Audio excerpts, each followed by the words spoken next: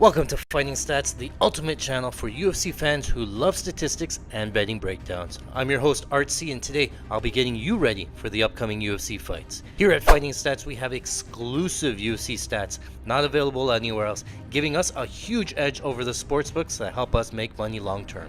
Here at Fighting Stats, we also track how often they throw that left jab or that right hook from southpaw, how often they're moving back, or how much time is spent in side control versus full mount. We have all of that information, but that's not it. We pair that with our tape study here. We're going to go through the fights. We're going to watch for fighters' strengths, weaknesses, tendencies, and overall strategies to help you get prepared for the upcoming UFC fights. So sit back, relax, and enjoy the show. Welcome to Fighting Stats.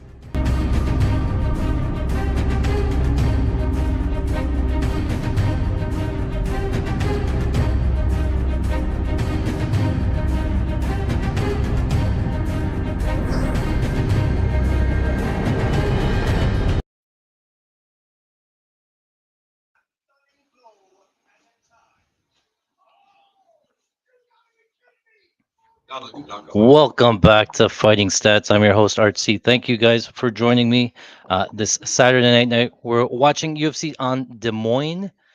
We got that one up and running. So thank you guys for joining me. There's 222 of you in here. Welcome all. First time here. I'll tell you sort of what to expect here.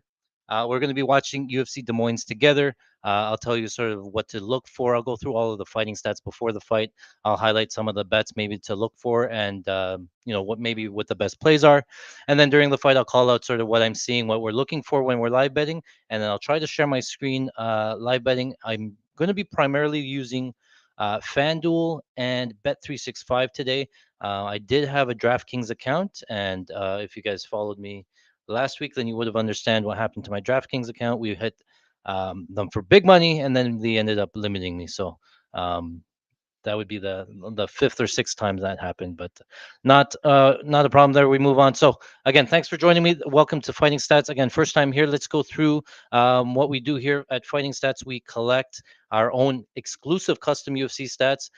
We can tell you how often they throw jabs versus right hands versus left hooks, what legs they're kicking with, things like that. When they're in half guard, how long they're in full guard. Sort of really tells a picture there, right? And then I pair that with my tape study. I make my own bets based on what we see, what the numbers say, sort of thing.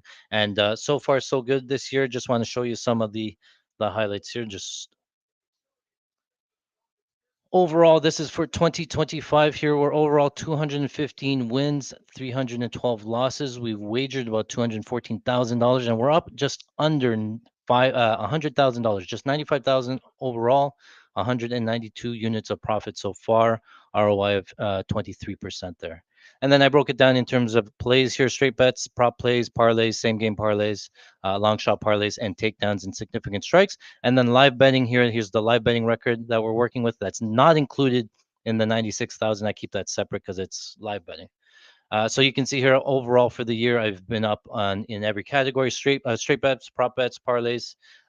Straight bets were up about 13,000, prop bets 3,000, parlays 4,500. Same game parlays, we had a massive one last week for about here it says 27,000. Long shot parlays, we hit back to back weeks here, $5,000 each there. So we're on quite a heater. Here's our 2025 profit here. We've only sort of trended up, and this is before 2024. Let me show you this. So this is starting in January 2025. We're just under $100,000. This is our bet log for 2024, where we started out hot, we tailed off, we cooled off a little bit into the Q3 of 2024, and then since about November, Octoberish, we've been just taking off as well. So this is just a continuation of 2024. We've been on just a crazy heater, just week after week. So just to let you know here, overall 215 up 96, yeah, ROI 48.2. And then I log everything we put over to Fighting Stats. I post as I play them, and then I update our tracker here so you can keep track of my bets throughout the week. But again, thank you guys for joining me. I do have the chat open. If you have any questions, let me know in the chat. There's a lot of you. Hopefully, I can get to everybody here. Let's see who's here. Sydney says, "Yo, what's going on? Welcome." Jody is here, my man. See what's up, man. God, one of my buddies here. What's good? Yeah. All right, is the goat. Yeah. All right. So we're gonna start with the first fight. I'll tell you sort of what's going on here, uh, and we'll go through them sort of fight by fight. Uh, what's the next fight here? The Stevens fight is first. Looks like it, right? So Jeremy Stevens versus Mason Jones. Um, what we're looking at here is basically Jeremy Stevens is coming back to his hometown in Des Moines. I think he's from Des Moines, so he used to fight in the UFC. He went to Bare Knuckle FC. Now he's back. I think this is sort of like a retirement fight for him. He's in my home. They're fighting in my hometown. I'm going to fight here.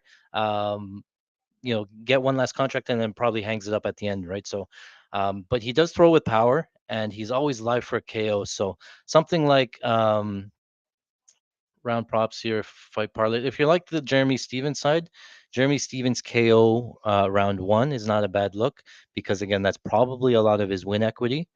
You could throw a couple of sprinkles on KO round two as well, in case. But again, he's live for KO early. Whereas Mason Jones, I think if he wins, it's more through the grappling. If he chooses to, so Mason Jones by submission plus 350 is kind of live.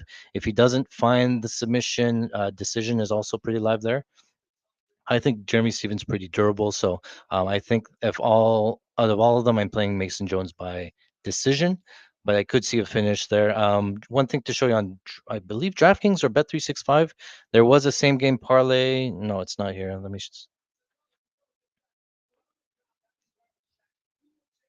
Let me see if I can pull it up here. Bet365 had a same game parlay. Something to look at if you have this.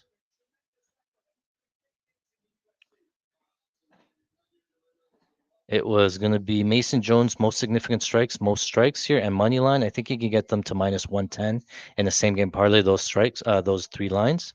Or you could play something like, if I click on it, it won't work there, but you could play Mason Jones, most strikes landed, most significant strikes, and Jeremy Stevens to win by knockout.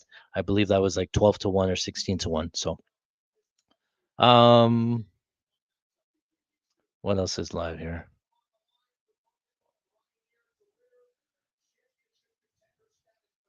Fight lines finish only. If finish only is probably coming from the Stevens side. This is not a bad way to play Stevens as well. Decision only, Mason Jones. Yeah. Is there sub only? Oh, no, it's minus 1400. Nope, too much. Other than that, nothing really standing out. And again, the Jeremy Stevens early KO numbers, and then maybe Mason Jones late, um, round 2, 3 KO. What's that? Sub 2, 3 if he gives up us 1100 plus 16. I can see the grappling coming easier as the later the fight goes.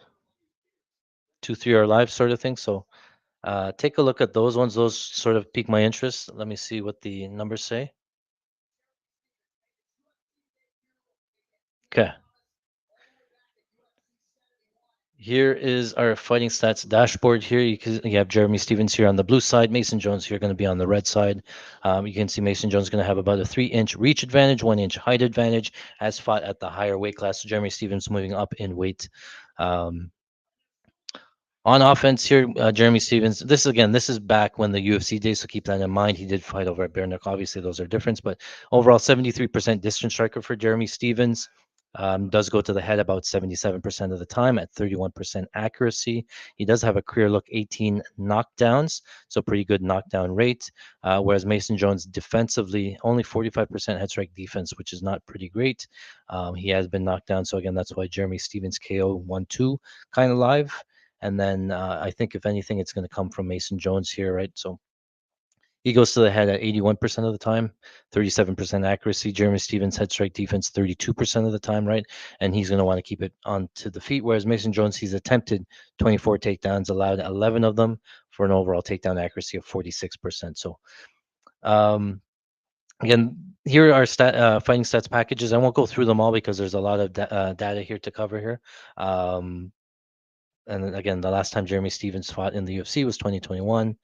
But the defensive, let me go over to defensive grappling for Jeremy Stevens. Okay, so he's taken down Mateus Gamrot here. Round number one, gave up 46 seconds of control. Zabit got him down 3 times. I believe that was at the end of, yeah, in round two. Whereas Mason Jones here, you can see he's always attempted every round that he's fought. He's attempted one or more takedowns. So he could definitely look for it here, right? So keep that in mind. In terms of the plays, though, if I have to pick, obviously Mason Jones, he's the big favorite. I think he probably covers it. He could win like a 29-28 after a decent first round, or like he has to come back. So live betting, I'm looking at Mason Jones late if he has to go through some adversity here. See what you guys say in the chat. Stevens KO round 2. Definitely see that. Mason Jones over 1.5 takedowns. Yeah, I think it's live. Plus 135 is not bad. Talked about the props there. All right. I mean, he should get the takedowns if he goes for them. I'm just not confident that he goes for them. It's the easiest path to victory, and he should, but the crowd might get involved, so we'll see. What else here to talk about? Letting you guys know that my buddies here are here in the background. Thanks for hanging out with me, guys. What up? It's a pleasure. So if you hear me talking, just talking to the boys. What else to cover? Anything you guys want to talk about between the fights? Looks like they're starting all their pay-per-view stuff. Here, Mason sub 350 in rounds 1 and 2. Yeah. Mike, anything you like here? What do you have? I stabbed this son. Oh yeah, the Jones sub. You're on Jones sub. Sub. Yeah. Stevens KO1. Jones sub KO1. See what FanDuel has. Stevens, I got over 15 strikes from one. Oh yeah, that was on 365. Let me see if I can build something. I think it stays on the feet for a bit. You get there quick. Yeah, if he chooses to strike a little bit, minus 900 now on 365. That's kind of crazy. So yeah, And if he doesn't grapple right away, he'll get there quick. oh, it doesn't look like the same game parlays are down for this fight. I guess it's too close.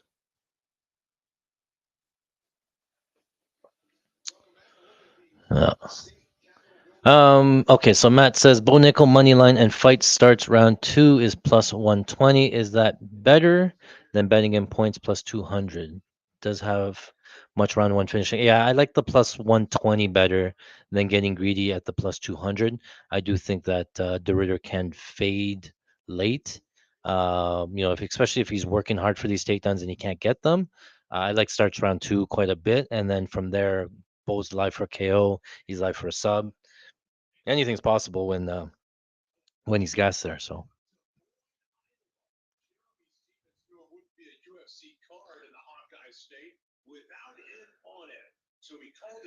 Brizzy says, do you find that the in-person casinos in Canada have better prop odds? I think a lot of the casinos in general don't really post their own lines. They're already mirroring somebody else, right? So it's just easier for them to just post the lines copied from somewhere else. So most of the time, you just have to figure out what book they're sort of mirroring, and then you get an idea of what lines they have, sort of thing. So see if it goes under 2.5. I could see that. I could see it. I think it goes over, to be honest, but I don't really have anything on that fight. I'm not too interested. I lean City to win. My prediction would be City to win, City to win by decision, but I don't have anything yet on that fight. I may be attacking it live. Just to let you guys know, next week I will be in Montreal for UFC 315 next week. Oh, let me close this thing here. Hold on. Let me go back here. So yeah, next week UFC 315 goes down in Montreal. I'll be there live. So if you see me, come say hi. Nice to meet you, sort of thing. I'm giving away 2 tickets. I have 2 extra tickets for UFC 315. If you want to go, check out my social media platform. All I said was film a 30 to 60-second video just telling me why you want to go. Favorite betting stories, things like that, and then I'll pick the winner sometime this week. Let you guys know, and then I'll give away 2 tickets. So let me know about that. What else do you see here in the chat? What do you think about bone nickel, most strikes, most significant strikes? Yeah, I think that's not a lock, but I think it's pretty good. The only problem is, okay, so with the Bo Nickel fight, right? We saw him fight Paul Craig, and he gets to sort of dictate where the fight goes, whether it's standing or goes to the ground. Against Paul Craig, a grappling specialist, you want to keep it on the feet, right? You don't want to go down to the ground where the guy has the best wing condition, right? So he fights optimally against Paul Craig and sort of gets shit on. I think he tries to fight optimally again here against De Ritter that wants to fight on the ground. So it's probably keep the fight on the feet, spam overhand lefts and try to finish him. And Bo Nickel's striking is not the greatest, but he does spam the overhand left. He'll probably find it. Ritter keeps those hands down, so I could see a KO. I could see De Ritter like working the grappling, not really having success, but like stalling up positions, like you might have him limp to the finish line, sort of thing. But I think Bo Nickel decisions live. But I think again, that's how he loses the most strikes. Pun is that if it stays standing and then Doritos just in his face, throwing bullshit volume, pitter patter sort of stuff, and then Bo Nickel just is more overhand, overhand, overhand, and then you lose the significant strikes. So yes, he says, thank you, Art. Just a shout out. You're one of the top two well respected one to watch. Thank you very much. Thanks for the kind words. I've been doing this for very long. I've been doing this for over about 20 years. If you're new, I started at $5 units. I started at $10. You learn, you put in your time, you learn from your experiences. I used to do like 5 team parlays and then always cash out at $5 and stuff like that. But you learn over time from $5 units went to 10 to 20 to 25 to 50 to 100 to 200 to 300 sort of thing. So now I'm up to $500 a unit, working my way up. I've learned along the way, and I'm, the results are there, right? So you put in the time watching the tape, looking at the numbers, and you can definitely get some return on investment there. So all right, so it looks like Mason Jones is into the cage. I guess, yeah, Jeremy Stevenson's at second, so we still got a little bit of time. Um, but yeah, thank you. Matt says Mason started to grapple if he gets cracked hard, knowing if he kind of needs to win here in that layup spot. How is takedown defense historically, right? So I showed you historically. Remember Jeremy Stevens was in bare knuckle FC for a while. How much of his day is spent training takedown defense, right? He's a boxer. What kind of boxers training takedown defense? So I think he's stepping in here as a striker. I think the takedowns should come fairly easy for Mason Jones. Yeah, Stevens' win equity is like KO1, KO2. Smotherman Smithney, I don't really have a read on it. I didn't spend much time this week taping this card. That's why I'm attacking it more live. Again, the point I was saying is that next week we're in Montreal, so I've been really focused on that card. I like a lot of different spots on that card as well. Last time I was there in an event live, I usually go a little bit harder. So look to me to make 2, 3 unit plays as normal. I'll probably smash a couple of other plays, a couple of underdogs, things like that, because it just gets you in the mood when you're there. So keep an eye out for next week. I've been looking forward to that one. So this week, it was a little bit lighter, not a lot of extensive tape study this week, because we're looking forward to next week. So keep an eye on that one there. All Stars DFS says, "How are we? Hello, hello." All right, Jeremy Stevens is in the octagon. I'm gonna pull up FanDuel. Actually, okay, I'm gonna have FanDuel on the phone, the mobile. We're gonna go. Oh, oh no! I had the clock. What happened to the clock?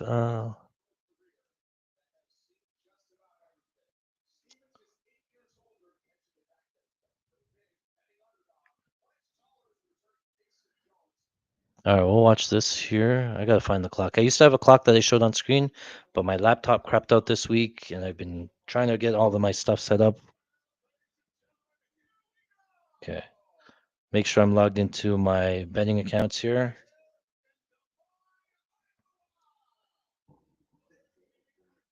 Joe Martinez. Do you like him or Buffer?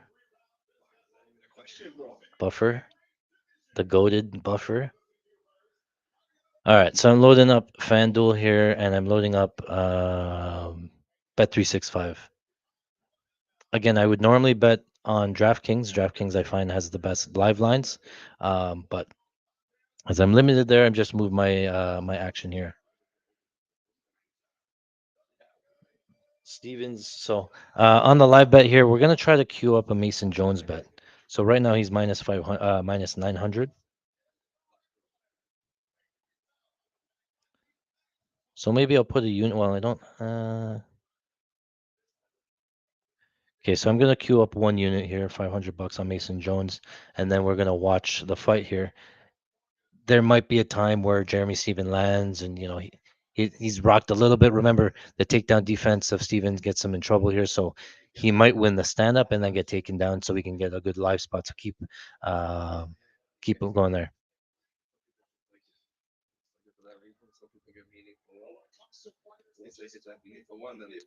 Yeah, let me find it. I had a link to it before. I gotta find the link to it. Just give me a second.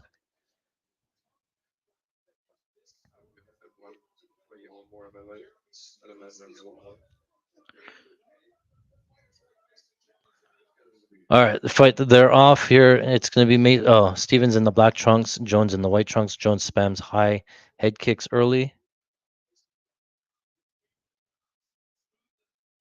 Front kick from Mason Jones. Hard outside low kick from Stevens. Goes lead high kick blocked. Outside low kick again from Stevens. Nice jab there from Jones. Oh, Stevens looking for that right hand counter. Outside kick here. So minus 700 still on the live line. Minus 800 getting a little bit worse now. So keep an eye on it.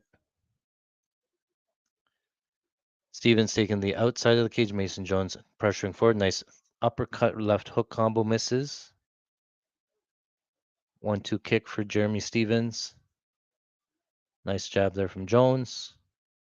1 minute gone by. Outside kick again for Stevens. Keep an eye on the lead leg of Jones. He's gone to it a couple of times. That lead leg a little bit. Oh, that one buckled Stevens. Leg kick buckled Stevens a little bit. Nice front kick from Jones. Outside kick again. That kick, yeah, his leg. Jeremy Stevens' left leg is busted up. Minus 800. He can't play it yet. Spin kick. Wheel kick of that. Yeah, that lead leg is done for Stevens. This is not going to decision. No, no. Bet on does DraftKings has fight ends by KO? I'd probably take that if I could. Let's see what DraftKings has. I can pull this up here at the same time.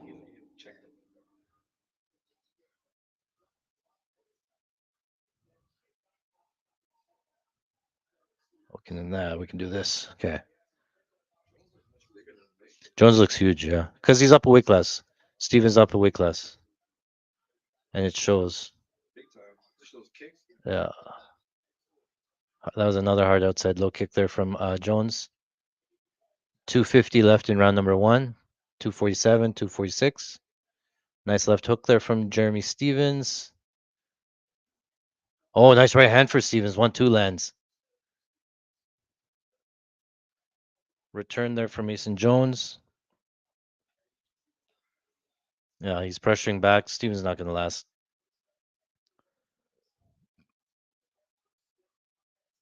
Only 2 minutes gone by, 3 minutes gone by. High kick there from Jones blocked. Low kick back to the low kick for Jones. 213, 212. Nice big uppercut. Stevens throwing heat. Still no money. Down to minus 1600 for Mason Jones. Can't get in live. 2 minutes left in round number one still.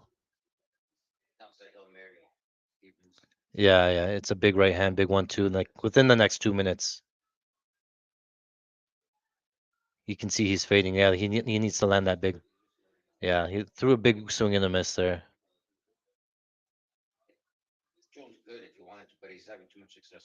Outside low kick that. He's gonna be one-legged soon, so yeah.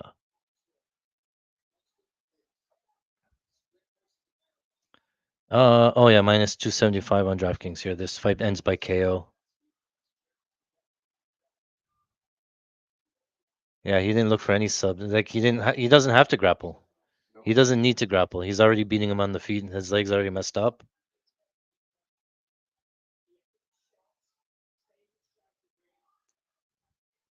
Just Stevens has to go out on his shield here. He's fighting at home. And maybe he doesn't give up. He dogs it out a little bit. Oh, he's throwing heat. Big exchange there. Oh, nice knee from Mason Jones up the middle. Stevens slowing down a little bit, throwing left hook. Jones went back to the outside low kick, standing arm triangle. Mason Jones gets the back, but they're standing. 42 seconds left. Big takedown for Mason Jones. That takedown was pretty easy. There's not much time in this round, though. Jeremy Stevens back up. Then he's going back down again. Oh, Mason Jones laddered over 2.5, 1.5 takedowns. Cashes. Mason Jones on the neck. Yeah. Oh, yeah, yeah.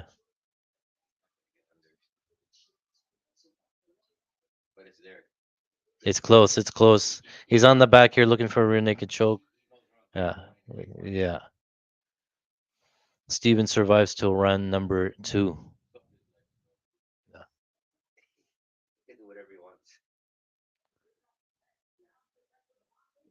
He might think it's easy. It's just like he just comes in there, takes him down right away. Yeah. Yeah. Anything. You do whatever he wants. 960. Yeah. You can't play it live. Like minus 1400 on 365. Minus 1600 now. You still have a puncher's chance, but they can't leave that kind of juice. Not in a fight.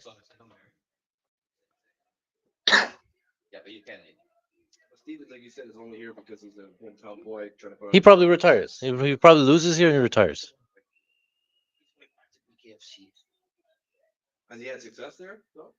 He's yeah.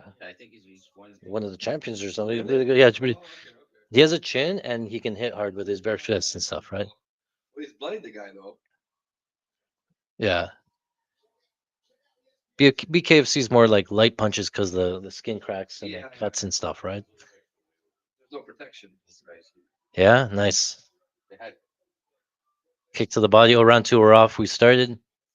Ortho versus orthodox still.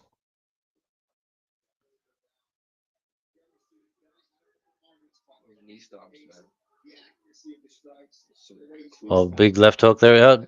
Jeremy Stevens coming forward with some hard shots. Mason Jones has a nice left uppercut. Front kick from Mason Jones. Big swing and a miss. Oh, they're swinging, man. Mason Jones coming forward. Oh, lands a knee.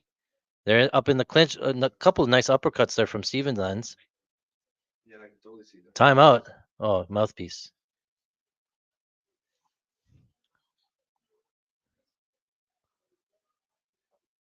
Mason Jones seeing everything here, I think. Nice dig to the body, a right uppercut. Oh, Stevens lands a left hook. Oh, left hook, right hook. Oh, and lands another right hook from Stevens.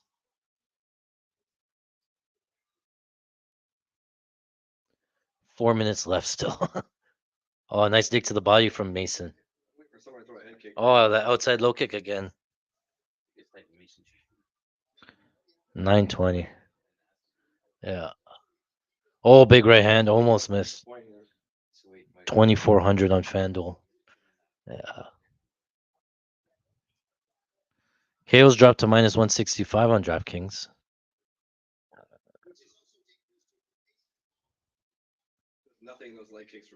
Yeah, still 3 minutes left. 222, 221, 220, 219.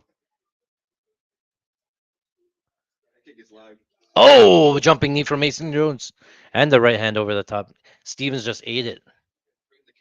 Yeah, it's going to be like a standing TKO or a liver shot. He's going to cover up and go to the liver. Mason Jones still pressuring him here. I don't think he needs to. He smells the blood. Oh, spinning back elbow. Oh, my goodness. Stevens ate a big right hand. This is all Mason Jones. If you can get minus 1,000 on Mason Jones live, that's probably value. Oh, Steven's still throwing back though. 2.5 left still in this round. Oh, Steven's landing a right hand now. Oh, Steven's throwing big heat now. Steven's landing the right hand. Steven coming back now. He's throwing another big right hand. Oh, he dropped him. He clipped him on the way down. So Steven's taking over. Plus 1180.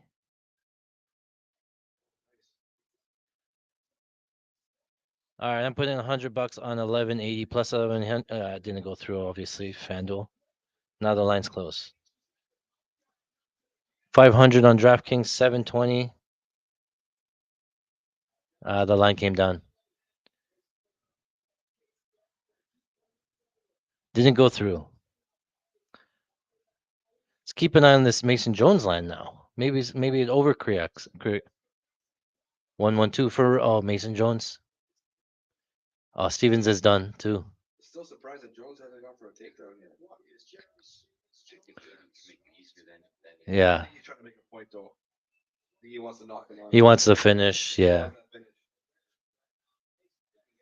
Look how easy he got his back. Like you get the opportunity for like a highlight reel KO and stuff, like for your resume. Yeah. Oh, nice right hand from the to the body there from Stevens. They're both battered, man. Look at that. Yeah, face is all messed up. 1 minute left in round number 2. Oh, spinning back elbow. Oh, Stevens on the back, but they're standing in the middle of the cage. 52 seconds left in round number 2. They walk over to the fence. Knee there for Jones. Spinning back elbow just misses. There's a takedown. Mason Jones gets a third takedown. 38 seconds left in round number 2.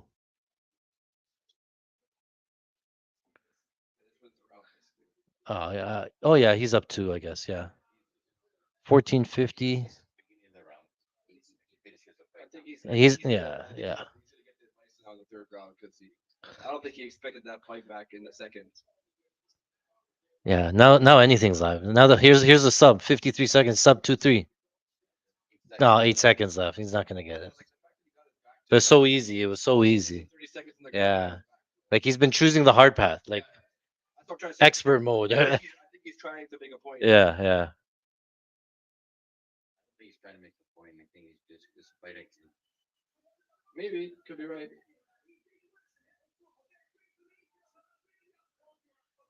Oh, he looks like he's guessing. Yeah, they're both kind of tired.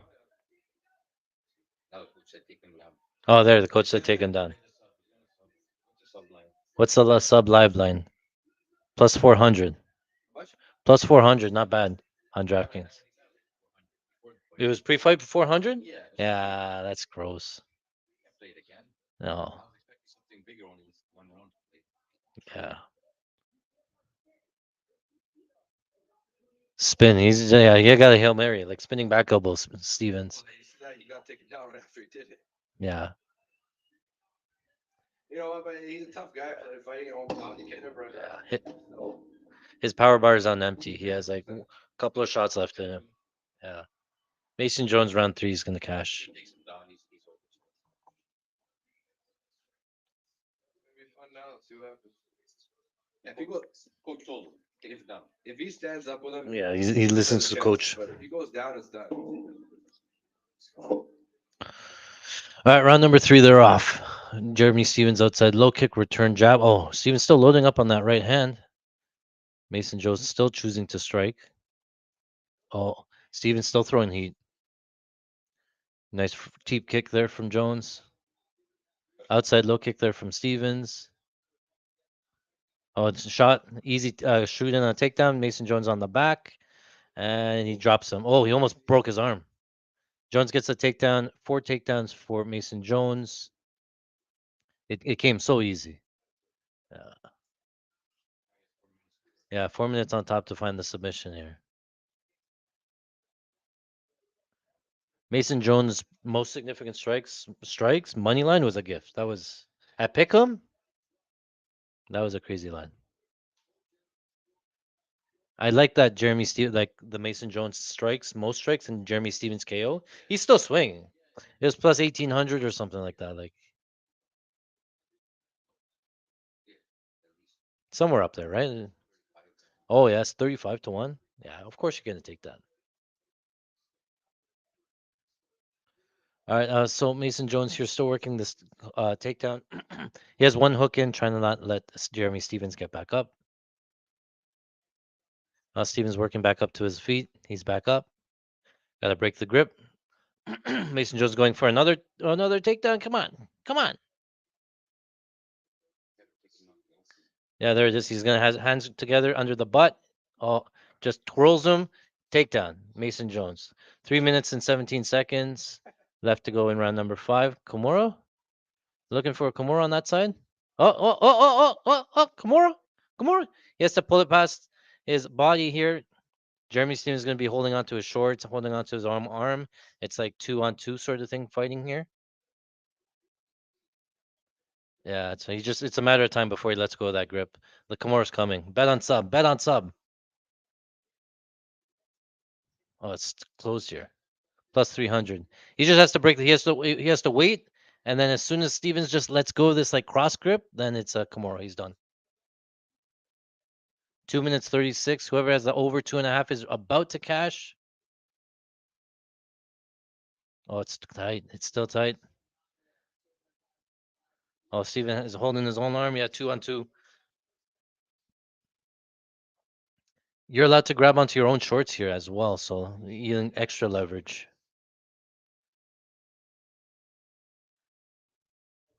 No, those method of victory lines are gone. Minus 4,800. This is kind of live.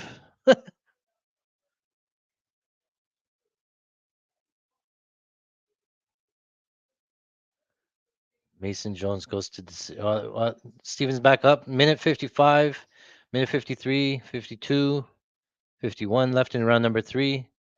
Jeremy Stevens back up to his feet. Let's see if we get a 6th takedown here from Mason Jones. We did end up getting some on the takedowns. Working on a takedown around the butt, and that's another takedown for Mason Jones. I believe that's 6.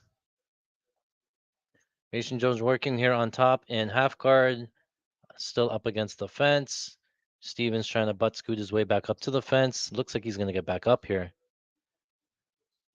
What was the most takedowns we have? Side mounted here, minute 12. Mason Jones in mount, but he's sitting on the cage. Oh, Jeremy Stevens back up to his feet. Here comes another takedown. Yeah, right back to the butt. Easy. Another takedown.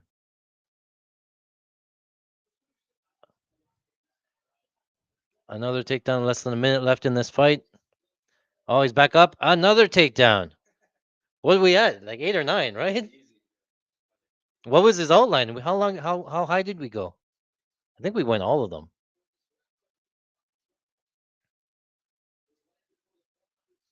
100 strikes. He went over on the strikes too.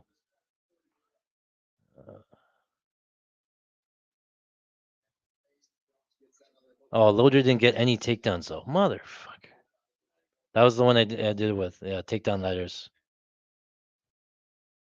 No, Mason Jones still on this. Oh, now Mason Jones still on mount. Yeah, he has to 10-second clapper. Like I said, this might be just a win for Stevens, just to survive. He had no expectations to win. He just wanted to survive. He goes out with his heart on the shield, and he's done. Mason Jones wins by decision. Yeah. Could be like 325. Wait, at least the other guy's face looks pretty beat up too, so you can't walk. Yeah, yeah. You should have seen the other guy. Yeah.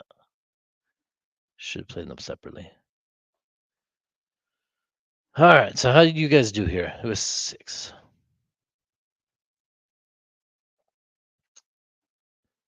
Let's go back to the chat here. Matt says, "Do you tell your chat when the live bets you're placing?" Yeah, normally when I have or we're watching it together, I'll post all of my live bets into the chat so you know when I'm betting on live. Sometimes I can't do the stream or I'm out or whatever it is, but if I'm watching it, I'll tell my chat there what to play. Mason's checking those kicks. Yeah, Mason Jones looked pretty good there, but again, this is Jeremy Stevens. He was minus 900 for a reason. Fun fact: Mason Jones money line, Mason Jones over 1.5 takedown. Same game probably was even money. Yeah, I think that just the takedowns alone were even money. I don't know if you needed the money line as well. Yeah, the sub was there. He defended it well. It was close, very close to a submission, but he went to decision there.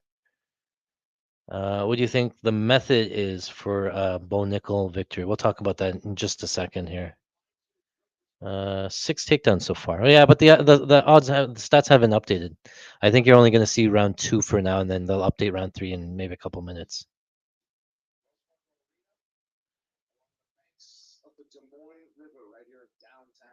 We went on the strike counts on Jones. Ooh, let me see. Let me move this over here. Let me see what we got.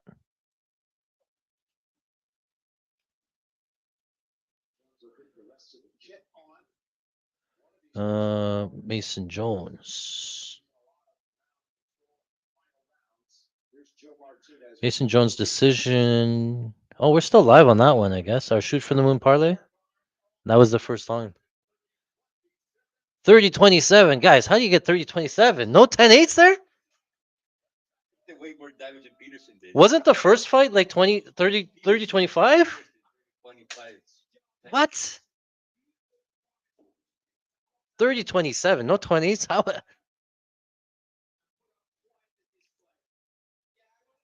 That's weird.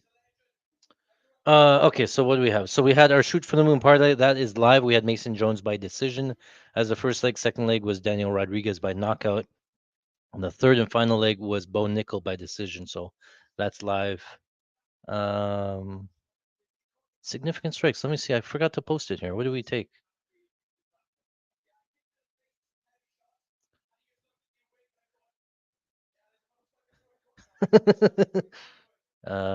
Oh yeah. Okay, here. That's where. Okay, we're live here. Okay, let me show you this one here. Okay, so this is a funny story. Okay, so last week we cleared 70K within DraftKings. We won about, we're on fires, right? So obviously the next week comes around and I'm no longer allowed to bet with DraftKings. They've completely cut me off and limited me. So anytime I bet on DraftKings now, the most I can bet is $4. So what do? I go in there and I play every significant strike total there is.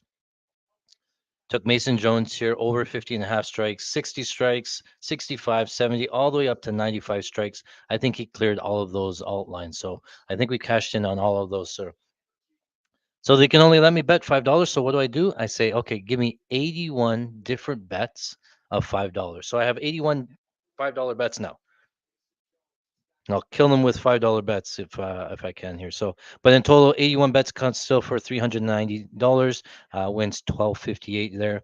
The second legs of the parlays here we're going to be watching is the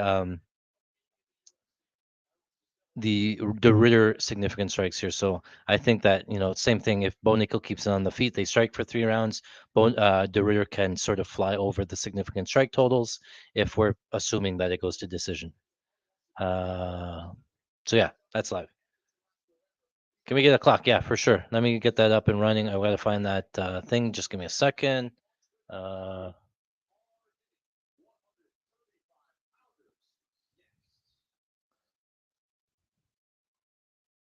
um,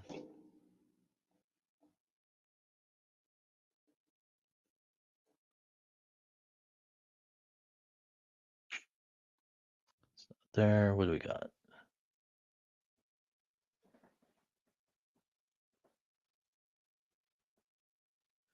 Round timer. 5 minutes. Reset. Prepare. No prepare. Round end warning.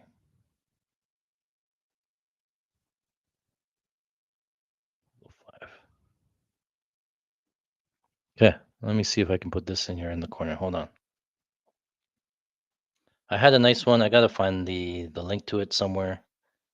There we go. Here. I can't tell it what round it is. Shit. Okay.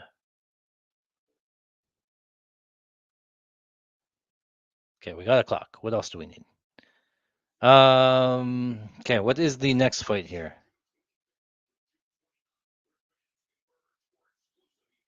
Cameron Smotherman versus Surrey City. I don't really have much on this. I'll tell you what the numbers say. and then we can maybe find a live bet here. So Cameron Smotherman won in the UFC. Surrey City 1-1, both at 135. Both going to decision there in that last fight there, beating Garrett Armfield. We were on Garrett Armfield there by decision. That was a very close split decision. And then he fought Roman Tavares. Both pretty good strikers there. Whereas Cameron Smotherman beats Jake Hadley here. So Surrey City on offense going to be a distance striker. 90% of his strikes coming from a distance and 9% in the clinch. He does go to the head at 78% of the time with an overall head strike accuracy at 32%. Goes to the leg at only 4%, 88%. So he's going to be mainly a boxer here, going towards the head there. Whereas Cameron Smotherman has shown some decent defense, right? It's only been in one fight, but 23% head strike defense, pretty good. 71% body strike defense, 88% leg kick defense, right? So most of the strikes landed, 98% were at a distance, so this fight should take place on the feet. Takedown defense, he's seen two takedowns and allowed one here. So Cameron Smotherman coming in from the Dana White Contender Series, right? Let me see this highlights here. Yeah, pretty aggressive stuff there from Cameron Smotherman.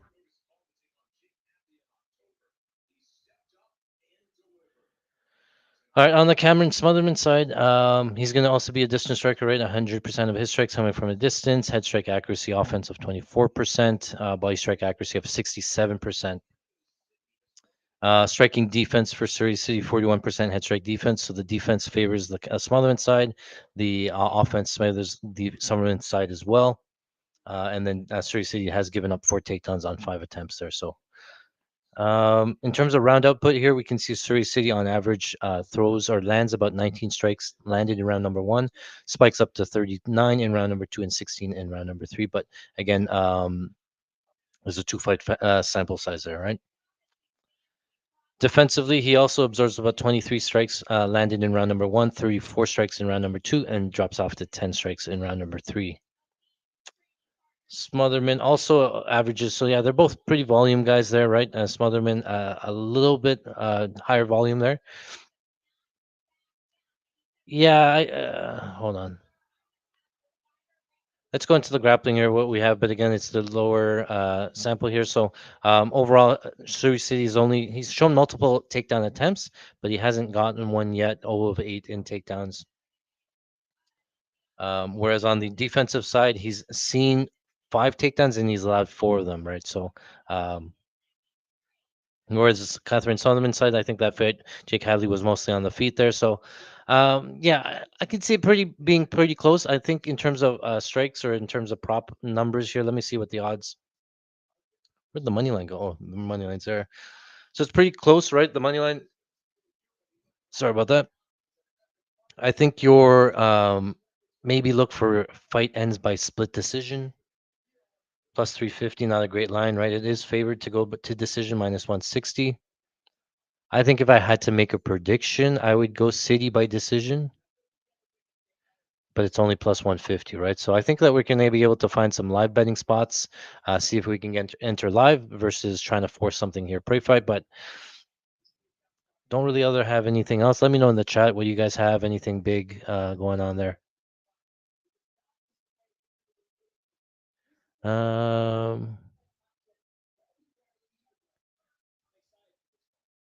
All right, let me get everything set up here because I'm going to be watching the Bet365 line and I'm going to be watching the FanDuel line. So I'll have those live lines up. I'll see if I can get the clock there.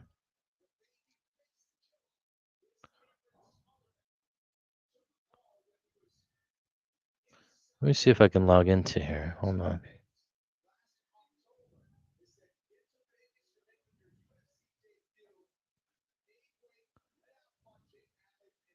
All right, I'll log into FanDuel here, see if I can bet them live on screen rather than trying to play it on the phone. Verify your location. Hold on.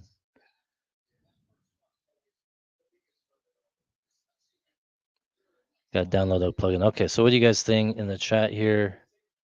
That's wild. Oh, this thing's open here.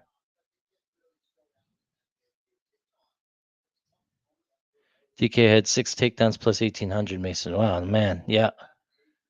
Narco hit that. Narco's a beast. Small ladder. See more volume. Todd says City's more volume, better cardio, but too hittable. City isn't going landed on at will. He should be fine. Yeah. Todd says he should have the grappling advantage as well. So we'll see there. Tail that Jones parlay. So good luck to us. We'll see if we can hit that live. City by KO, City points. I like the live action better.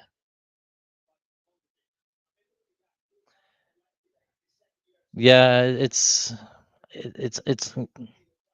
sometimes you don't want to force it live or sorry, pre-fight because you think that you can get in live. Again, I'm not too confident on picking a side confidently, so I'd like more information before I play something here. But what happened? I downloaded this. Oh, I gotta open it. Okay, and then where did my clock go? Give me a second. Oh. Okay, I can't get this thing going yet.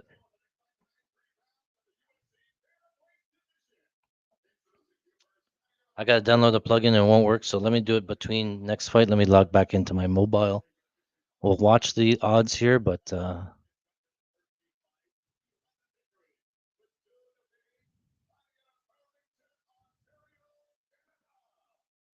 Burlington On the road, down the road. down the road. I wonder if he'll be at Montreal. The inspiration there, buddy. I'm over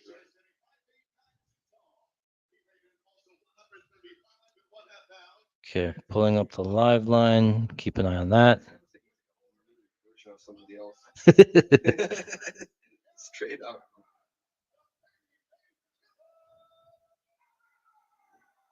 Oh, here's the live line here. Okay, we'll pull those up. All right, I'll start the clock.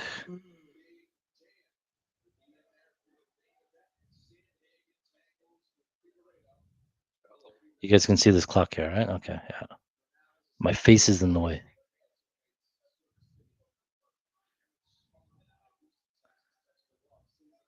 All right, City is in black trunks. Smotherman in the white trunks. Nice high guard.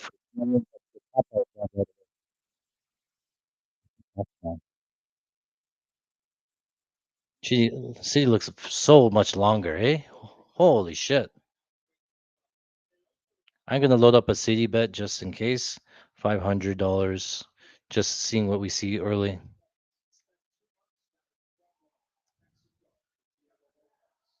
Jab to the body there from City.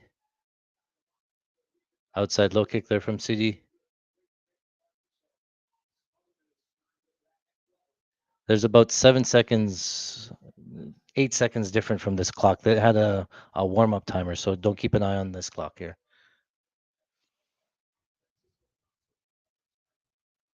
City's still taking the outside of the cage. Smotherman content with taking the inside. Not really cutting off the cage much. City's sort of picking him apart at range. Outside low kick there from City. Nice jab from City. I'm going to take minus 118. Minus 118 for City, putting in one unit because I don't have a side yet. I'm going to pick the City side just from what I've seen off tape. Minus 124, I got one at $500, wins 400. Down to minus 130. Keep an eye on that. Yeah, it's minus 150 here on 365. He just looks to be the faster, longer striker so far.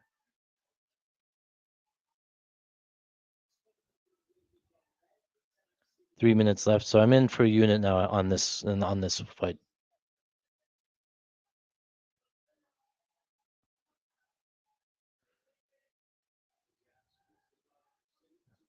1-2 there, misses for Smotherman. 3 minutes left in round number 1, 259. Nice takedown. Oh, shoot for a takedown for City. Outside trip, almost gets the takedown up against the fence. The fence saves Smotherman. City's on the back, but they're standing clinched up against the fence. Smotherman going to turn into him. Clinching up against the cage. Still minus 130 for City live. Diego Lopez in his corner. No. Or it looks like it for a minute. All right, back separated here. 216 still left in round number 1. Jab from City. He still looks longer and faster. A high kick off the guard for City. Big uppercut misses for Smotherman. Minus 154. Still. Oh.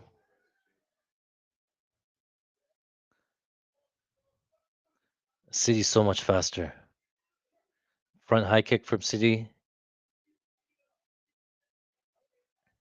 And then I think Smotherman just going to slow down a little bit. I don't know. Oh, steps into the pocket.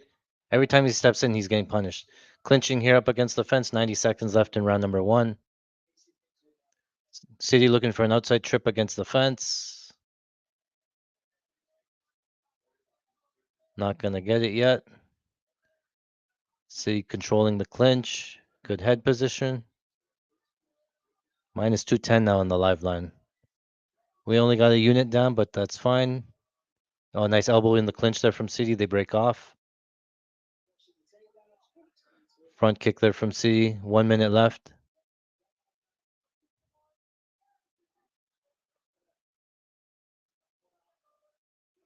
Jab misses. Nice rip to the body from Smotherman.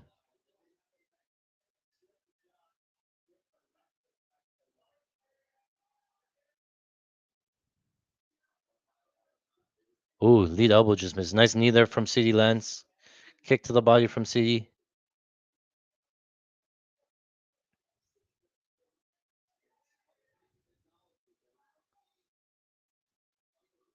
Oh, nice elbow there from City. Lead elbow. City's pulling away. Minus 250 now in FanDuel.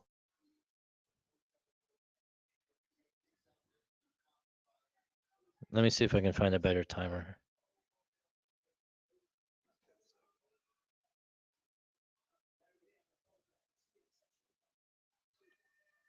All right, round two's.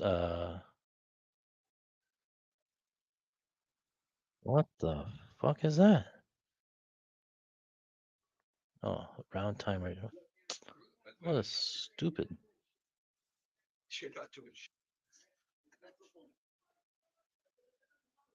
Guys, I don't want a round time. Just.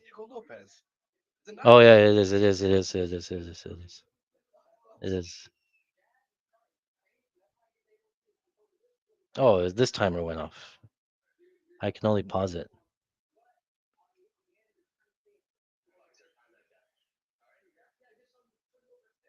I've never seen him wear that. Yeah, yeah. Well, I looked at him. Yeah, it's Lopez, bro. Can't even find a decent timer to fucking put up. Told you they're a good fight. But Lopez always has it. Fuck. Oh. He'll be up there again. If Wonk wasn't there, like anybody else he fights, I think he takes the title. Okay, hold on. I'm still trying to. Oh, no. Okay, okay. Oh. All right, they're off. Round number 2. So this is about 3 seconds behind now. All right. Orthodox for both fighters. Series City's still taking the outside. A lot of lateral movement. Smotherman still takes the inside. City shoots in for a takedown, grabs a single leg, gets it. City's gets a takedown minus 260. FanDuel. Max wager. What the minus 270. If he wins this round, he should be minus 500. But it looks like Smotherman's getting back up to his feet again. Minus 270. So we already got 1 units on City. We're gonna let that ride, I think. I think we missed the boat on getting additional units. Smotherman back up to his feet. City still on the body lock on the back. Minus 430 now in FanDuel.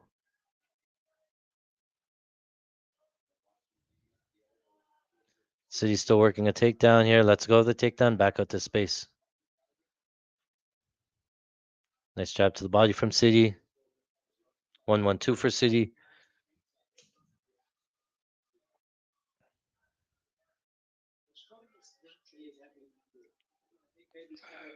Nice jab there from City.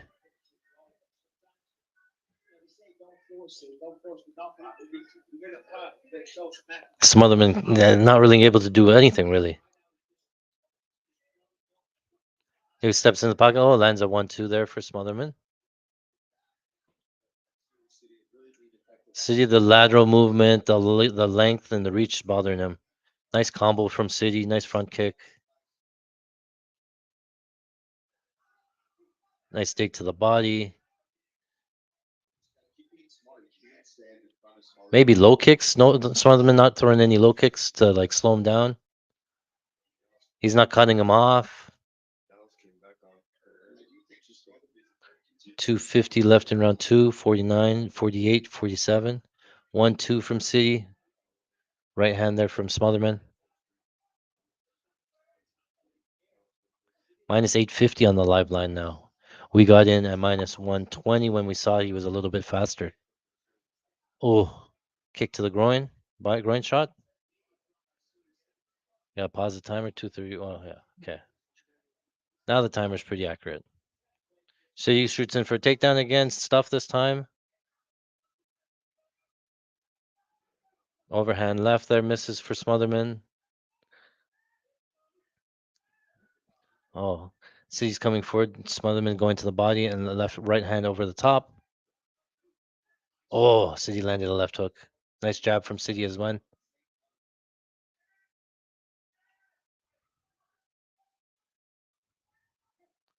Front kick misses. No, nice kick to the body there from City.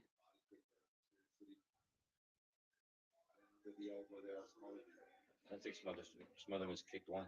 He hasn't done anything really. Pure boxing. Yeah, 1-2 misses. He's way long on that. Like he has to close the distance and then throw. Waiting for him to come to him. Yeah, City again gets a takedown, single leg, rushes it up against the fence. Doesn't get the takedown, but he's on the back.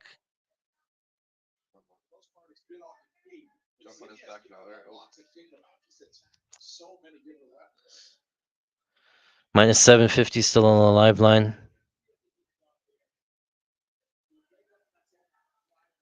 They're still standing up in the clinch. City on the back. Wasn't able to get the takedown. Outside trip. Doesn't get it. Picks him up. Takedown. City gets the takedown. Smotherman looks like he's going to get back up, though. Mat return. I don't know if that was 1 or 2 takedowns. City 1 hook in. Smotherman down on the ground.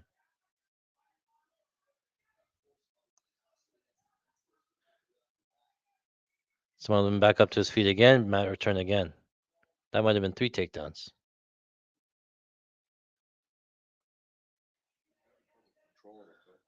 Yeah, he can't control him. He lets him back up again. Like Smotherman's upper body is just too big for him, maybe. Yeah. 20 seconds left in round number 1. Another takedown. Smotherman's strong. Keep him down. 10-second clapper. Man, these timers are all over the place.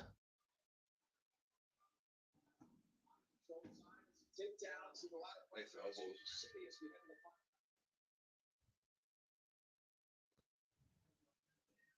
Keep doing what you're doing, buddy. You got this for decision. Hey, that's the fourth by far. They're doing because they're bored. They want blood. That's the fourth they've seen you do by far. We don't need to increase risk. You know, you're trying to look at big fucking shit here. You're probably not gonna knock this man. Chip away. Set timer. Okay, hold on. Now we're trying to get a better timer for you guys. Stop timer.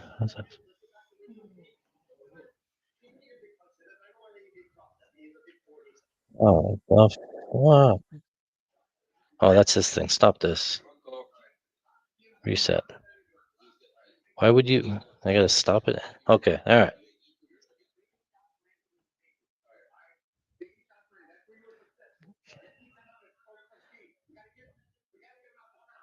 Gotta get him out. All right, timer's up. This one's a little bit better, I hope. There you go. This over here, maybe. There, above my head. There, that's fine. Bud Light. All right, round number 2.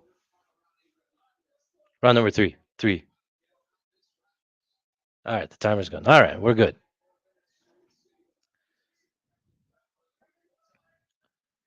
No live line here. Series Cities minus 2,000 on the live line. Smotherman's going to have to find a finish here. He plants his feet though to throw, right? Yeah. Oh, nice right hand there from City Lance. He's way more fluid with this. Yeah, he's yeah. More variation in strikes, different angles. Yeah. Another takedown. He mixes in the grappling. Yeah, you're always thinking right hand, and he has length and reach. Yeah, He doesn't have versatility. yeah. Smotherman's just pure boxing. He hasn't thrown any kicks. Can't cut off the cage. No grappling. 4 minutes left in round number 3. He's like waiting for engagement. That's about it. Yeah, he's a big counter buster. The reshot is definitely a big time factor right now. Reach and speed, like to cover the.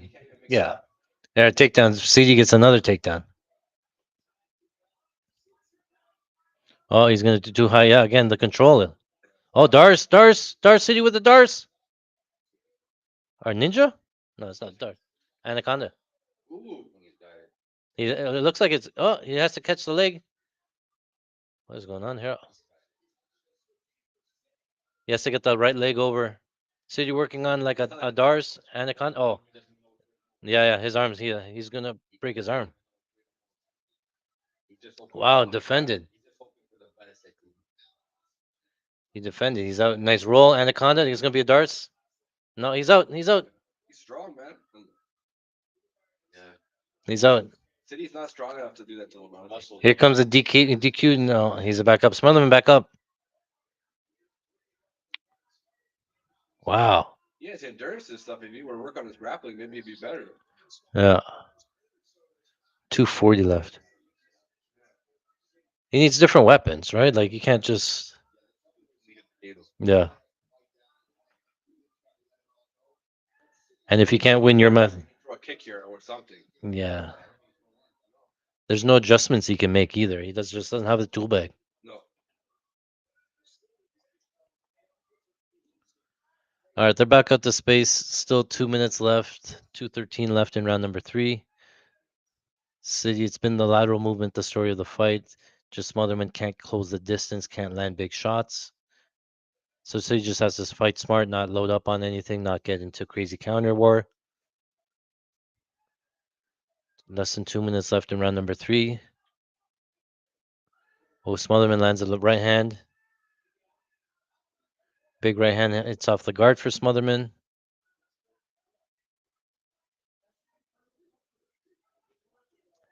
1-2-3 misses there for City.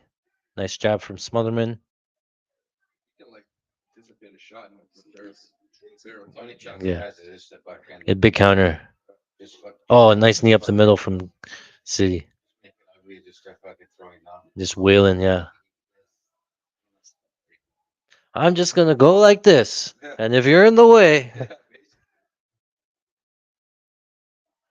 oh, left hand there from City lands, shooting him for a takedown. Get him. Now he's back up. Threw a knee off balance, pop back up. Did Smotherman. Minute left in the fight. Yeah, he cruised. If he didn't get the early line on City, he never came back. It was gone. He just cruised the whole way. So.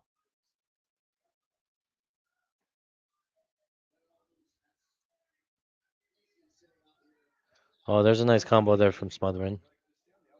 Yeah, he doesn't need to. Oh, nice right hand from Smotherman.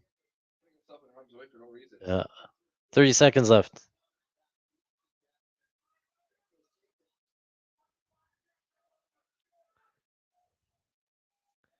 Yeah. At this point, he's just staying out of trouble. 15 seconds left. Oh, big exchange there. Almost lands a left hook. There's the clock, and there's the clapper. Now Smotherman's like, where are you running? Yeah, the whole time. What were you doing the whole time? All right. Goes to decision. Looks like it's a Surrey City 30-27 by decision. So Got the prediction right. We just didn't have any money on it. We hit that live line on City after we saw he was a little bit faster and longer. So we make a little bit of profit there. How did you guys do? Let me see. A lot more comments here. Harder to read now. City finish only was minus 130. That was a pretty good line. Unfortunately, that pushes. Tries to get a fast finish. Tries to fight out next week. Yeah, yeah. I don't think he can fight next week. Yeah. We we hit the Jones bet same game parlay with most significant strikes. Yeah, that one was free. What do you got on Jackson Marcos? I have half a unit on Marcos, but I'm not overly confident on it. I think the line's just a little bit wide. Yeah, he's a live dog. I'll probably play it more live, but I put half a unit on Marcos money line, just a sprinkle based on the number. We still got to get. I'll go through those fights as we come up, just clearing out the comments. Bo nickel to close a parlay. Nice Bo money line. Fight starts round two parlay. Bo minus 3.5. I don't know about the 3.5, but I like the rest. City's the better best there. 30-27. Wow, 29-28. It was yeah. Wait, they're gonna say it was tied going into round three? 29-28. What'd you do? Be disappointed in himself. Yeah, that's what I said. What did I miss? What round did he win? I don't know. Surrey City 30-27, 29-28, 29-28. Oh, maybe the last. I don't know. I don't know. That's the only round he showed a little. That he actually came forward and threw something. Yeah. Yeah. Okay. Yeah. That's a big maybe. Who the fuck is that guy? You know when he says that he's fighting Jeremy Stevens. He's talking about Jeremy Stevens, who just fought. Yeah. Yeah. I told people to sleep, they don't wake up. Yeah. Who the fuck is that?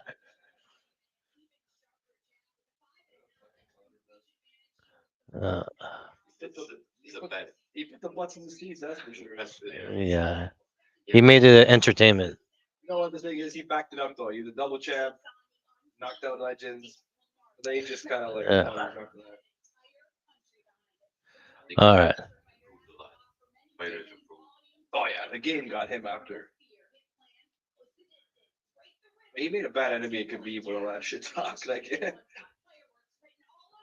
as if a Dagestani. Fireworks in the next fight. Yeah, I could see that.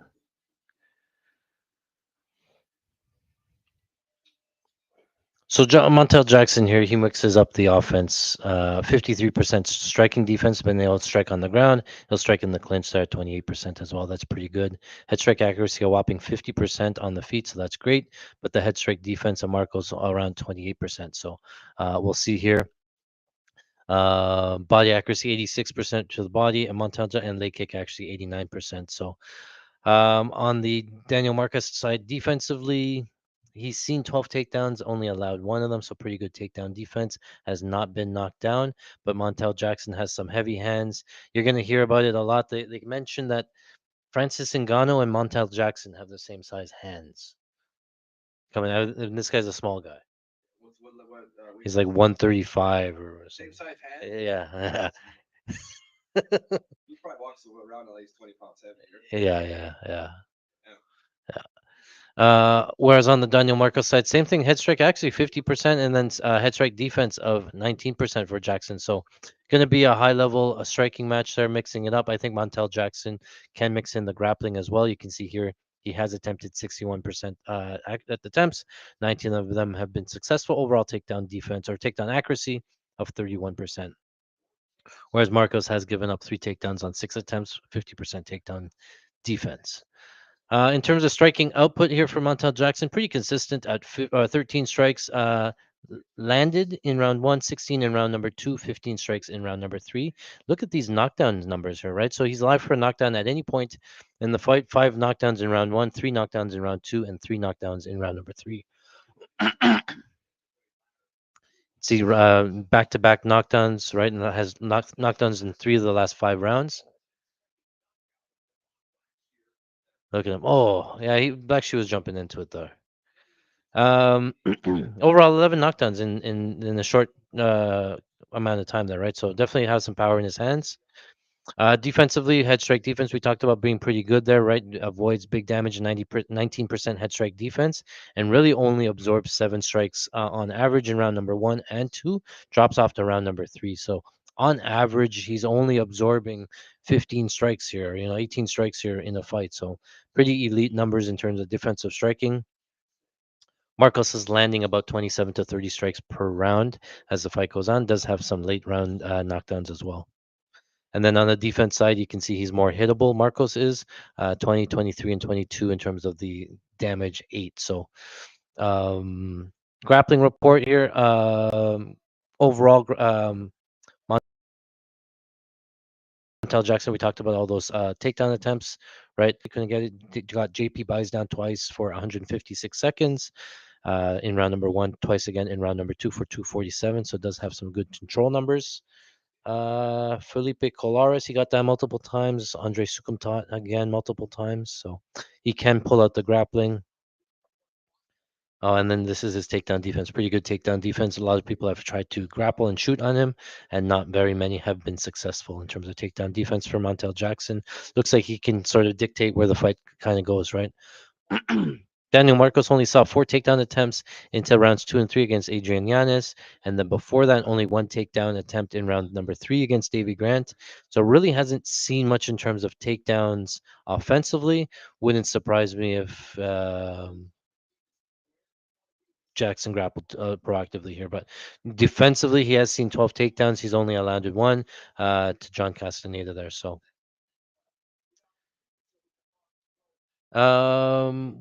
I have a half unit on Marcos, just because I think the line is a little bit wide. On 365, let me see if we have the same game parlay here. No.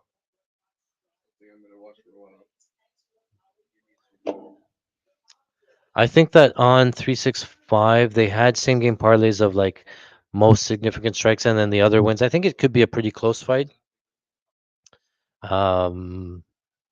Here, Rodriguez, where'd the line go?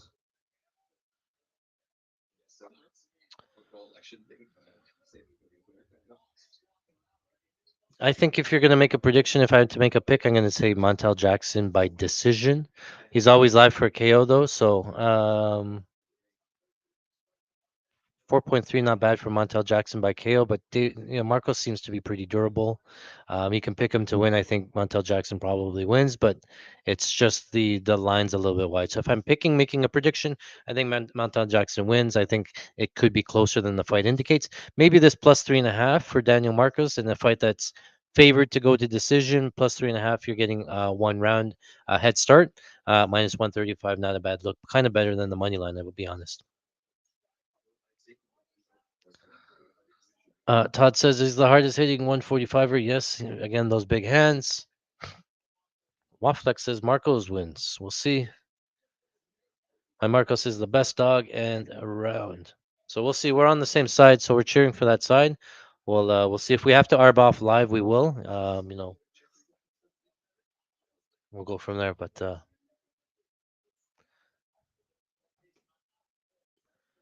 they're still coming out. While they're coming out, while we were just waiting here, just wanted to show you what else we have working on.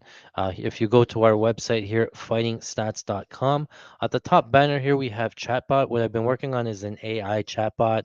Maybe you're talking about your friends, that John Jones, John Jones fought Chael Sonnen, he dominated that fight. No, he didn't. He didn't land any headshots or something like that. So how many head strikes did John Jones land on Chael Sonnen? Hit submit. Hopefully it works. It go through our fighting stats database, our stats database, everything we have there, and it finds it without having to go to UFC stats. So it's all available here on our website, fightingstats.com/chatbot. I made some updates. I don't know if they went through, but you just have to wait a couple of seconds. Joe Martinez is in the octagon, so I'm going to get this one set up while this one is loading up, and we'll come back to it. Where did the timer go? Here we go, timer. Okay, we're going to load up FanDuel here.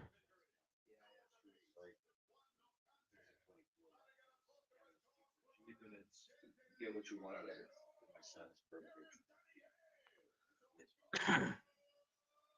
Fighting about his handguns. Cheers, boys. Thanks for hanging out with me Saturday night.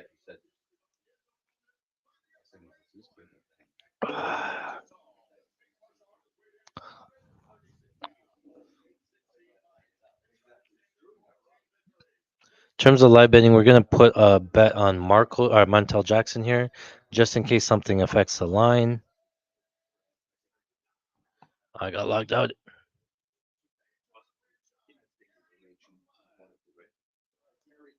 Then he saw me shooting again. He's like, I saw him look at his face. He's like, "Oh, this down." He not even looked at it. Yeah, flipped everything. All right, log back in. Is this one logged back in? Yeah. All right. Bet365 and FanDuel.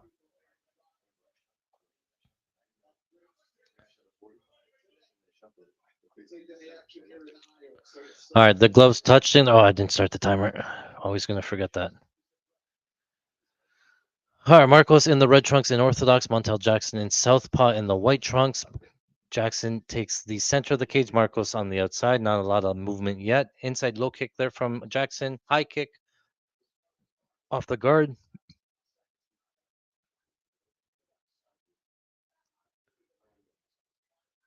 A little bit of a standoff to start. Oh, Marcos lands a right hand. Step in right hand lands for Marcos. Oh, outside trip there. Jackson gets the takedown. Jackson with the takedown right away inside control. Nice regain there from Marcos. Gets the full guard back. That Montel Jackson line is going to move. Minus 379.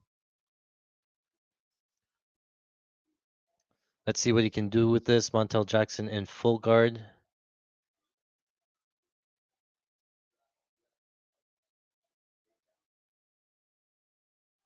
Still working here. A little bit of stalemate. Oh, Jackson tries to go for the. They already talked about the glove size. That's one. Who would we have? The over 1.5? Jackson looking to step over, still caught in full guard. Jackson, yeah. Oh, Jackson. Marcos is get back up to his feet. Jackson clinching up against the fence. Jackson looking to duck down for a single leg now, but Marcos has the fence to help. Oh, Jackson picks him up. Marcos lands on his feet. Still working a takedown here for Jackson. Minus 370.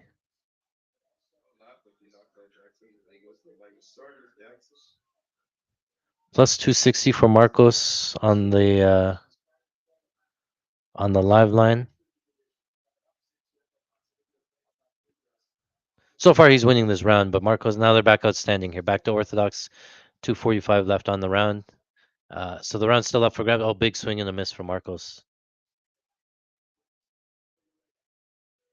235, 234, 233 left on the top. Jackson, nice jab lands.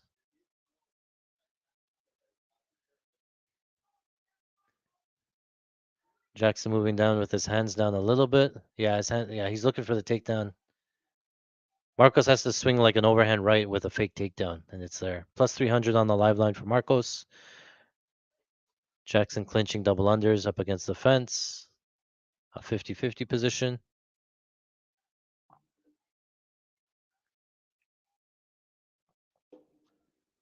I think he got caught off guard with that first takedown. He wasn't expecting the trip, and then he got the night. Now it's run into side control.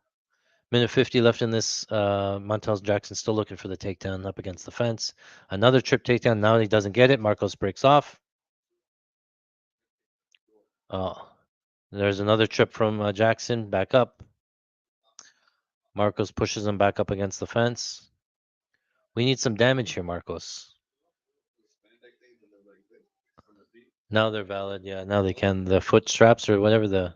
I don't know. They're like ankle wraps, I think. You can't do the toes there, right? Mm, to wrap them? I don't know. Oh, John Jones is like, fuck. Oh yeah, yeah. Minute 10 left in round number one. Marco's pushing Jackson up against the fence, just in the clinch. Jackson holding onto the wrist. It's just one on one. Yeah, Jackson's gonna have all the wrist control. On the legs. Oh, Marcos in on a takedown. Gets the takedown. Marcos on top. 45 seconds left in round number one. Right away, Montel elevating on bottom. Gonna give up the back. And now he's back up. Nice job from Montel Jackson to get back up to his feet. Jackson has the stronger grip strength, hand on hand, and it lets him win in these positions here.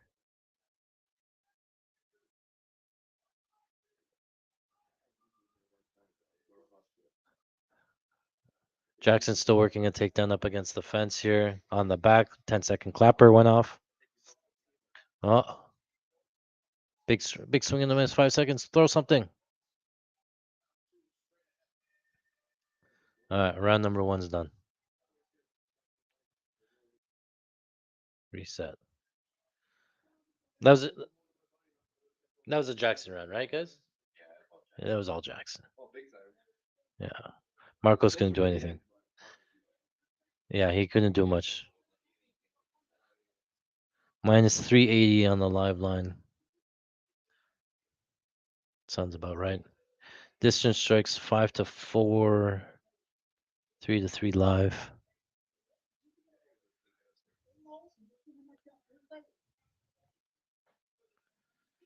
330. What was his pre-fight line? 300 though?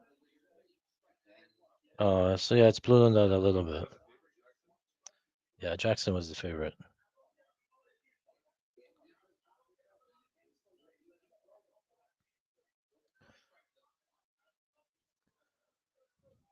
I'm gonna load up a Montel Jackson bet. Just in case, because we know he's up one round. If something big happens, and he's most likely to win round two, then I'll play that side. Whereas Marcos, I need to know that he's secured round number two before I can bet on him. I got logged out again. Round number two off. My timer skills are always too slow. Minus 340 on FanDuel, minus 310. Nice inside low kick there from Jackson.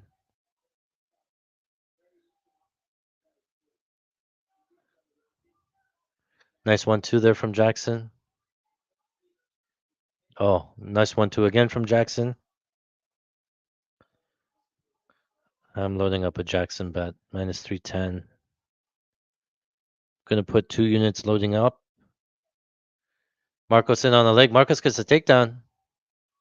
Marcos with a takedown right away to the butterfly. Montel Jackson likes that butterfly. He has to clear the butterfly. Now into side control.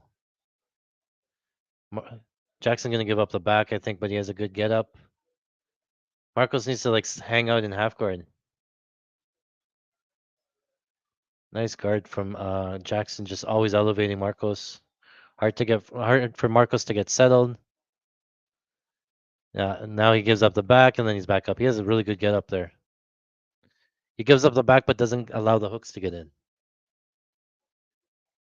Inside kick from Jackson, right hand, left hand, step forward.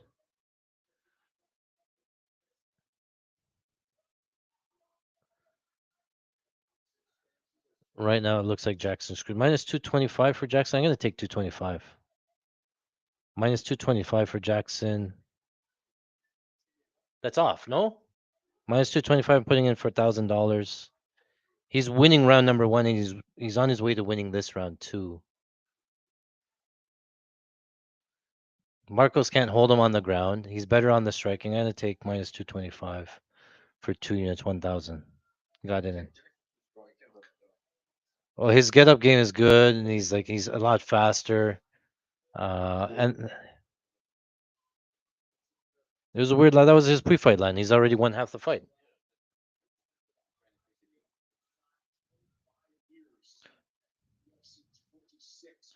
So we got it in. Now it's minus 310.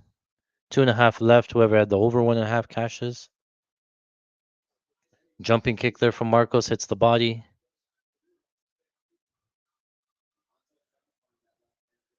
Uh, Somebody played the takedowns on Marcos. Nice cash.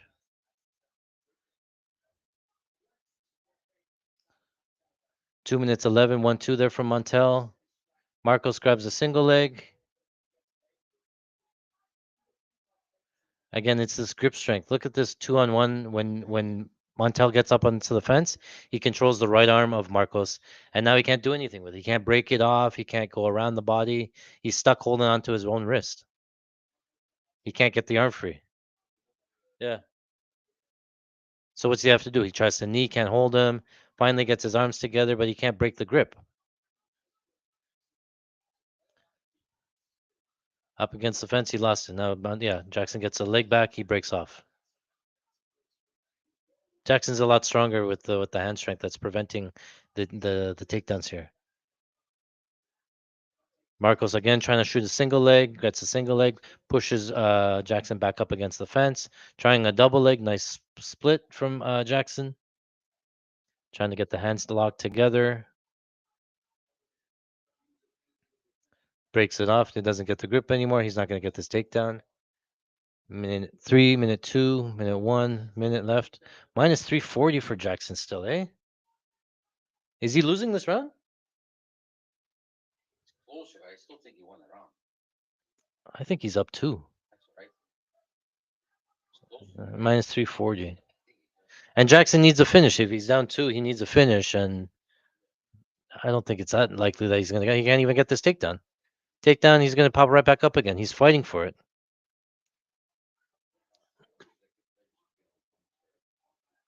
Failed takedowns. Here's Jackson going to get a takedown.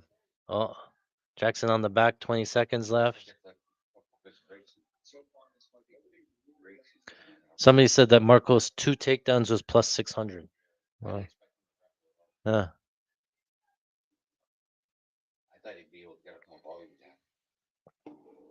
Range skills. Yeah. Not a very exciting fight at all. Well,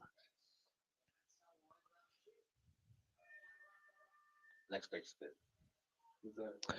all right. Round number 2 is over. Two old guys, but they're gonna throw down. Minus 430. So we got minus 225 on the live nine. It's minus 430 now. Minus 450 on 365.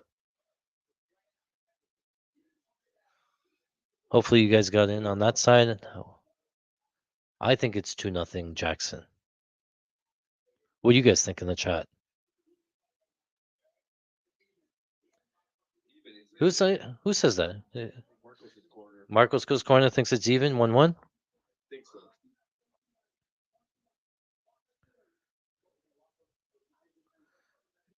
Watch the live lines. Yeah, the bigger screen talks, but it was right in the middle. Yeah. They just say it. They're fired. Yeah. Sometimes I tell them to say that, and then they say it, so the live lines, so it affects the live lines for me. Hey, do you mind just telling them, hey, I think it's 1-1?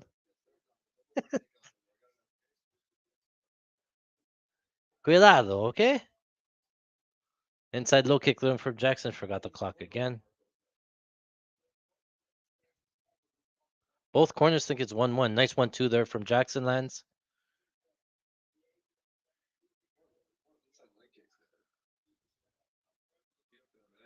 Yeah. Overhand right there. Partially lands for Marcos. There's no real power on this hands either. You can see. Well, Jackson's landing here.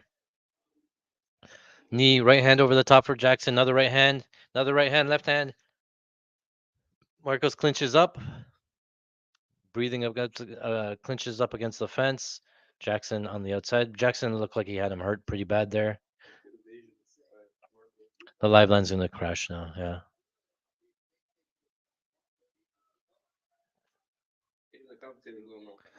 Yeah. It's going to be like a 30-27, 30-27, 29-28. He grabs him. That guy can't do nothing. Oh, and steps in. That was his best shot. There's another takedown there from Jackson. I don't know if he had control. It's probably not going to count. Marcos back up.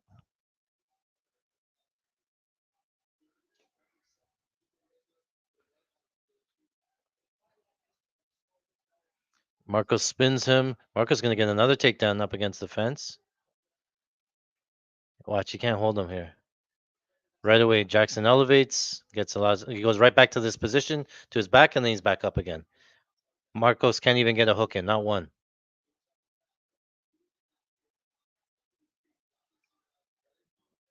That's the same getup he's used every time.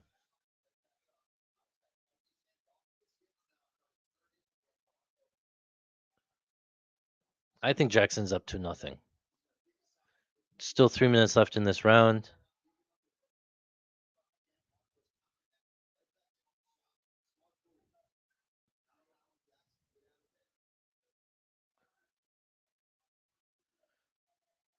Marcos just holding him up against the fence here. 240 left. Now they're broken off. Yeah, Marcos has no power on anything. Marcos dead in the water. 230 left. Whoever had the over 2.5 cashes. Another single leg attempt here from Marcos.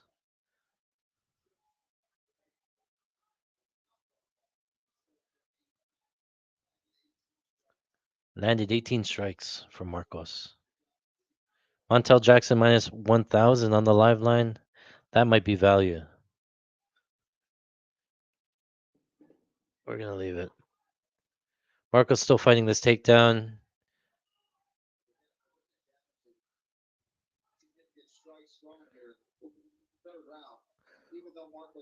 Marco's still trying to get this takedown on the fence. What he's going to do with it, nothing.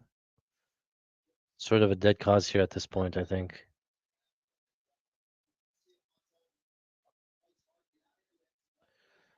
Yeah, Jackson, he's gone. If you missed that boat there, he got to minus 220. That was pretty much a gift there. Jackson spins into him, minute 22.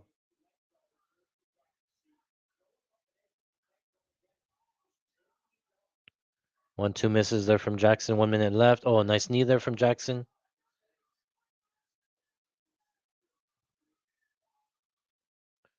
Marcos backing up. Inside kick there from Marcos lands.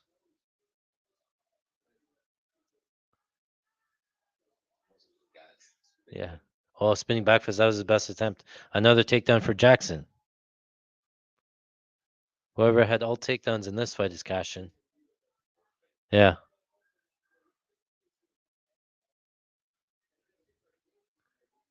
Oh, Dars. Montel Jackson working on the Dars standing. Drags him down. It's tight. It's tight. It's gonna. Yeah, he might tap here. No, he says he's good. Marco says he's good. But then his face changes. Then he's grimacing. Oh, he's gonna turn it. He's out. He's out. Marcos on the back. 15 seconds left. No, he's too strong.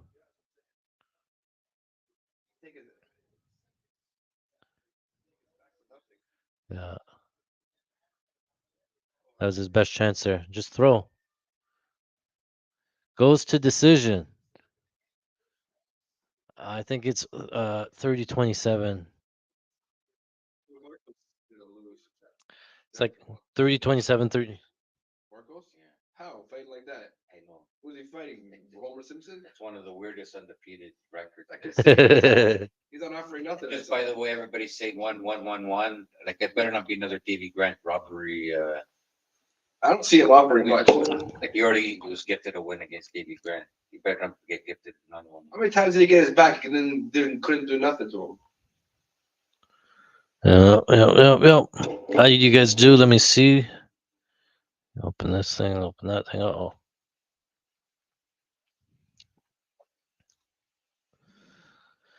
All right, they are deliberating. Let me know if anybody hit anything big there. Went to decision. We said Jackson decision most likely.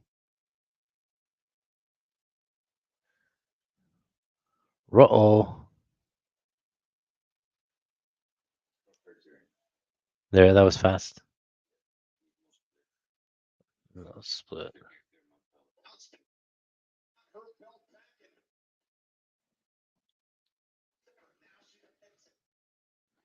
Ah, these ones. I gotta update this tracker. Shh. Loss.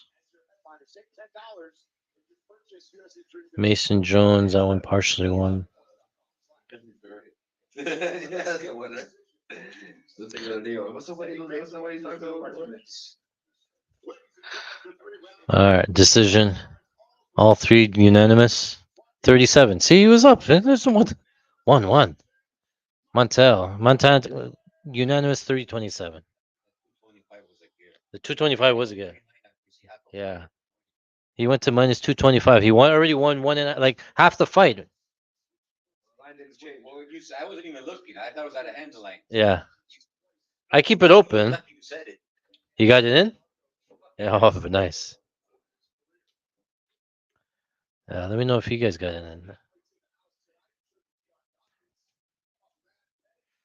That's why sometimes I just like to watch the fight and bet on it live. You get way more information than trying to guess. And then yeah, yeah. Looked like he was pulling away. Then you said 225, and I'm like, Yeah. Yeah. Fast track to getting limited here. Here's how to do it. fuck everybody on the You take what you can get. Yeah, you take what you can get. We're talking about getting limited, the accounts getting limited. It just happens. It's part of the game.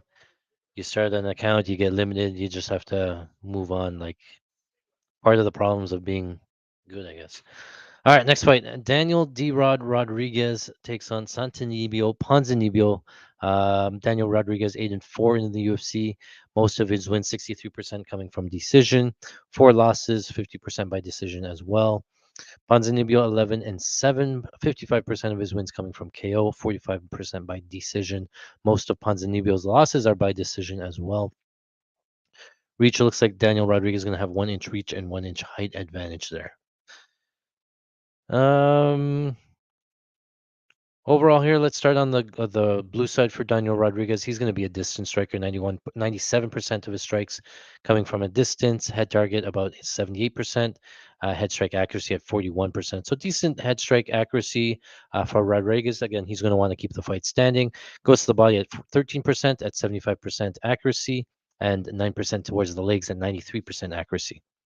On the Ponzinibbio side, though, head strike defense pretty good at 29% head strike defense, 62 body strike defense, and 84% leg kick defense. This one is the worrisome one, though. He's been knocked down 5 times. He was knocked down in his last fight as well, and he's getting a little bit older. So we'll talk about that in just a second here. Overall, 92% of the strikes landed on Ponzinibbio has been a distance. So again, I see this fight playing out at a distance. I think the fight takes place mostly on the feet. I don't think Daniel Rodriguez is going to look for a takedown. He only has 6 attempts. 2 of them have been successful. And Ponzinibbio has shown decent takedown defense at 33%, allowing 11 takedowns on 13 attempts. On the Ponzinibbio side, though, he is also a distance striker. 95% of his strikes coming from a distance at 83% head target and going at accuracy of 35%. Not bad. Goes to the body at 9% of the time, and body accuracy at 58%. So both of them mainly head target, head hunters, mainly distance strikers. So I guess we're going to see, some boxing and back and forth there, right? Ponzinibbio does have 10 knockdowns in the UFC. Daniel Rodriguez has been knocked down twice. And in terms of offensive takedowns, again, Ponzinibbio has only attempted 25 in his UFC career, allowed only 8 of them, or got successful on 8 of them there. So again, I don't think that there's much grappling. I did play some unders in takedowns in this fight, I believe. Yeah, I took the under 1.5 takedowns on the fight. I think the fight plays out mostly on the feet. And then so on the striking side, just want to show you offensive striking for Rodriguez. On average, he lands about 20 strikes landed in round one, 40 in round two, and 44 in round three. So his output sort of goes up as the fight goes on. His knockdowns all coming in the round number one. But I do want to highlight sort of who he's fought, right? Alex Morono, he fought. Alex Morono, pretty durable. Kelvin Gastelum, pretty durable as well. Ian Gary, we just saw, can take a beating. Neil Magny has been pretty durable as well, just ways of extending fights. Ling Jiang has been pretty durable. And then going back to 2021 against Kevin Lee, right? So he's fought some decent competition in terms of durability. And that's the biggest question mark, I think, coming out of the Ponzinibbio side is can he take that type of damage coming forward, right? So defensive striking for Daniel Rodriguez, right? He's been knocked down twice. One of them coming against Ian Gary, that was a head kick, and then earlier that was in 2020 against Dwight Grant, right? So he's fought some guys, Kelvin Gastelum, Ian Gary, Magni Lang, and not gotten knocked down. I think Daniel Rodriguez has all of the durability upside, right? I think he can take a bigger punch here, right? Whereas Ponzinibbio, here's his defensive striking here, right? He went to decision with Salikov. He did get knocked down against Kevin Holland. He got knocked down against Alex Morono. It's not shown here, but he did get knocked down against Charlton Harris. So I do think that the Daniel Rodriguez KO is live, and I think it's because like you can see here, defensive striking, Ponzinibbio does absorb more damage as the fight goes on. We saw how Daniel Rodriguez output also increases there, and we see that Ponzinibbio has been dropped a couple of times. So, however, I think on the feet, I think like technique wise, I kind of think that Ponzinibbio is the better technical striker. I just think Daniel Rodriguez can take a better punch, and I think he can throw a bigger punch. So if I'm taking a money line side, I'm gonna probably lean the Ponzinibbio side, but I think on DraftKings or on Rivers here, you can take a look at these finish only lines. Uh, Daniel Rodriguez, I like this plus 120 finish only because if he loses a decision, you get your money back. And if he finds that chin and Ponzinibbio's chin is gone, then you sort of win at the finish only. If you like the Ponzinibbio side, I would say play decision only. It protects you from an early knockout by Daniel Rodriguez. And then you don't really have to pick a side, right? So if I'm paying a side, I'm playing one of those two lines there. Submission only is pretty even there. I kind of favor Ponzinibbio there, and then KO only. I definitely favor Rodriguez. Yeah, so I like those type of lines. It might be moments versus minutes. I think that I think same game parlay wise, it might be a case where Ponzinibbio just outlands him at a distance and then works his way to a decision. But I can also see Daniel Rodriguez landing more strikes there. So I think I have a same game parlay of um Daniel Rodriguez most significant strikes and then loses a decision to Ponzinibbio, something like that. That's 1,200, 1,300. Here it is. Most significant strikes. Daniel Rodriguez, most significant strikes, most strikes. Ponzinibbio wins by decision. Paid plus 1,200. I have $200 on that. We have our Shoot for the Moon party still live here. We had Mason Jones by decision, which cashed. Now we're looking for Daniel Rodriguez by knockout. So hopefully that comes in. And then we also have Daniel Rodriguez by knockout and then Bo Nickel by knockout in rounds 2, 3. So a couple of things are live. Yeah. Otherwise, Rodriguez finish only and then the under 1.5 takedowns on the side. So that's all I had played here. Well, let me know in the chat what you guys have. You guys might, do you like anything? I got the finish only. I got strikes. For Daniel Rodriguez? Yeah, Wow. strikes over. I parlayed the strikes over 15 each and over 20 each. Okay. Round, round one strikes. That was on 365? I don't know if it's still on. Yeah, I think that not right now. No. I think the strikes could go over if they, I think again it's going to be a 15-minute striking match. A lot of these times when you have to look at the striking totals, there's like, was there any grappling? Will there be any grappling? I think it could be like if DraftKings open it, it would be like tied takedowns, tied knockdowns, goes to decision. Santiago wins by decision, sort of thing, and he just outpieces them. So I didn't see any lines. I didn't get to play it. So let me make sure I'm still logged in everywhere.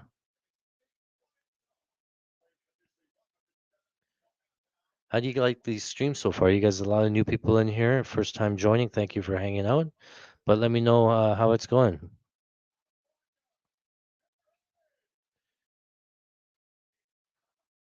On Zenibio, minus 166. And then I'm logged in here.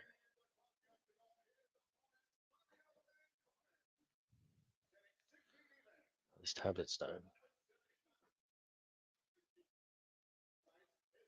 Hmm.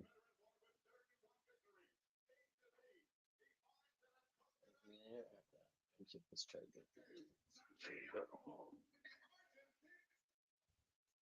Uh-oh. My pay-per-view stream is going down. Oh, where's the timer?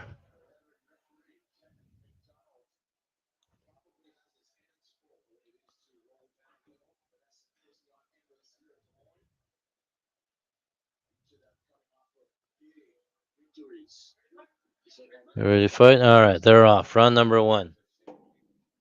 Daniel Rodriguez in Southpaw. Santiago in Orthodox. Right away, a jab misses there from D-Rod. I'm going to load up a Rodriguez play just in case. Jab there from Rodriguez.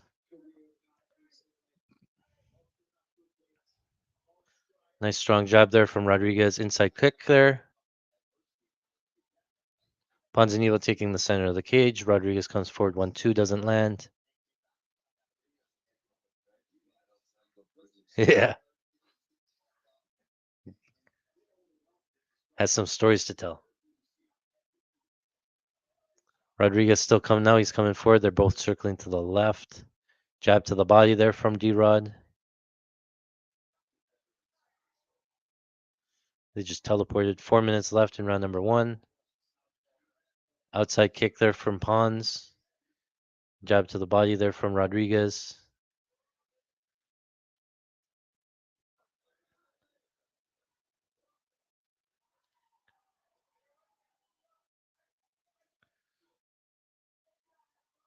Pons still stalking forward.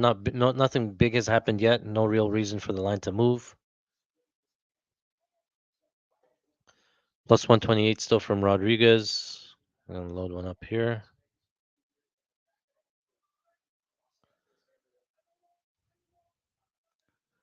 So far, who has the most volume, you think?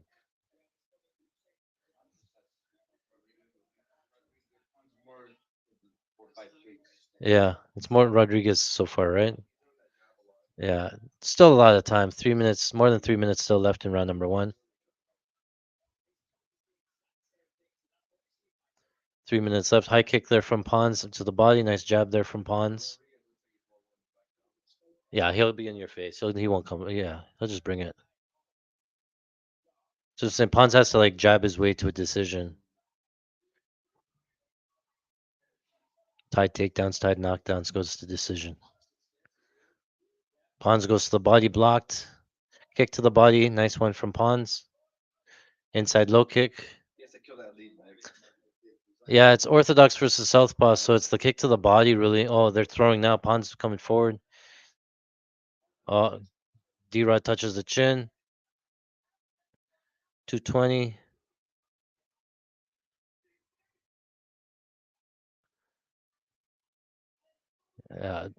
D-Rod's coming forward with punches. His striking's not the greatest, but he's busy.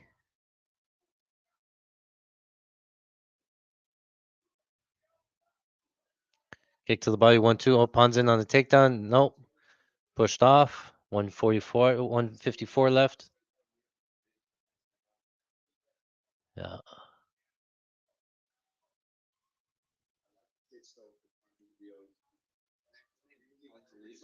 Ponzinibbio. He's Argentinian, yeah. 90 seconds left. Look, they're stepping on each other's feet. Yeah. What's that? Yeah, he won in the third round. Carlston Harris. Yeah, he was a big dog that fight. We had him on that one. Maybe. Yeah, very possible. I guess so, yeah. 1 minute left still in round number one. This is a close round. Did we play any split? I didn't play any split, did I? A kick from Pons slips. Oh, he got rocked. Rodriguez rocked him. Daniel Rodriguez plus 128 on FanDuel. Trying to get it in for a unit. Typical Ponzinibbio, them referee. Yeah. Oh shit! Didn't go through. Of course, it didn't go through. Around 36 seconds. Oh, you could have knocked him on that time. Yeah, he got him starts. Oh, over the top. So Rodriguez is going to secure this round. Yeah, that's a answer. 25 seconds left in round number one. Oh, he got rocked again with the overhand. The fuck was that? Oh, just missed on the right hand for Rodriguez. Rodriguez walking him down. High kick blocked. Oh, right hand, left hand. Oh, left hand over the top again for Rodriguez. Oh, now swinging. Oh, the end of the round one. He makes it to the end. He couldn't find that KO there, eh? Pons is slowing down though. All my lifelines are closed. What would you guess he should be? What should Rodriguez be after round two? Like minus 200? 300? Yeah, 210? Yeah, three minus 360. Minus 360 on FanDuel. Exchange there when he was hurt. Ponzinibbio just looks like he's too small to like. You can it's the power difference. When he gets touches, he reacts so much worse, right? Whereas Daniel, he eats a punch and he just keeps coming forward, right? It's the visuals too. Like if you react that way, the judges see it.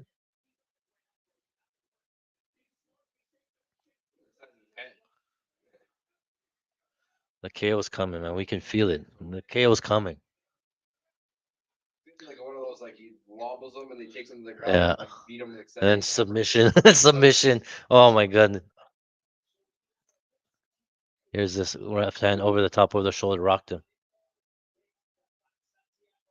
But he slowed down like right in that Yeah, moment he when could have followed up. Yeah, round number two. Yeah, round number two. All right, D-Rod back on the front foot, still in southpaw, inside low kick. Yeah, these totals could fly over, right? Like the strike totals. was going anywhere but the floor unless they got knocked out. 1-2 lands for pawns. Nice jab lands for pawns. Pawns landed the right hand again. I think he's having trouble with Oh. the southpaw stance. Yeah, the left straight's coming through for Daniel.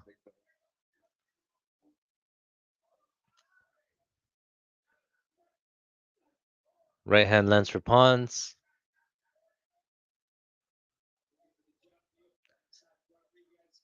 Every time they come forward, their feet are touching, and like it's one of those chips. Yeah, yeah. Step on the foot, throw the right hand. Oh, Pons lands another right hand, backing up. Daniel Rodriguez still coming forward on the front foot. You got a special power to knock someone up backing up there. That's trend. Oh, nice check kick there from Pons. Or I think oh, wobbled. Rodriguez wobbling. Santiago backing up still. I think Paz needs to attack that leg more to keep him kind of at bay. Yeah. Rodriguez just has to march him down. Put him on the back foot. 1-1-2 misses. He'll stop that a little bit. A little bit. It's hard to kick somebody moving backwards though. 1-2 misses for Pons. Left hook, right hand. Pons is doing better this round. 1-2 lens for Pons. What happened there? Oh, D-Rod looking for a counter. Yeah. Rodriguez is a big favorite still. Oh, Pons has a part of a lion. He don't try to fight for every dollar. yeah. You gotta put him down. Oh, left hand lands for Rodriguez. Or he'll just, you just gotta keep forward, keep going forward. Yeah, yeah. So I like the inside the distance only. I thought he had more upside, but yeah. Plus 120. Tell me again what inside the distance is, like here. KO or submission. Oh, okay. And one of them. He just finishes them. Rodriguez. Oh, Ponzinibbio looking for a takedown. Stuffed. Nice takedown. Defense pushes him off. Yeah. D-Rod is slowing down a little bit. Yeah. A lot of single shots. Yeah. He's throwing a lot of single shots there.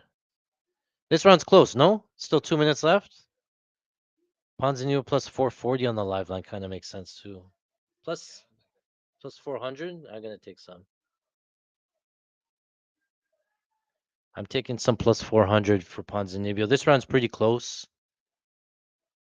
Rodriguez is slowing down a little bit. Ponzinibbio plus 400. His hands are lower. There's still a minute 42 in this round for something big to happen for Ponzinibbio. And yeah, plus 550 now on DK. Oh, plus 620 on FanDuel. I'm gonna put half a unit 250 on it. Oh, 240 max, but Ponzin on the takedown. I'll think you're gonna straight for that. This light heavyweight or light heavyweight? While Ponzin on another takedown.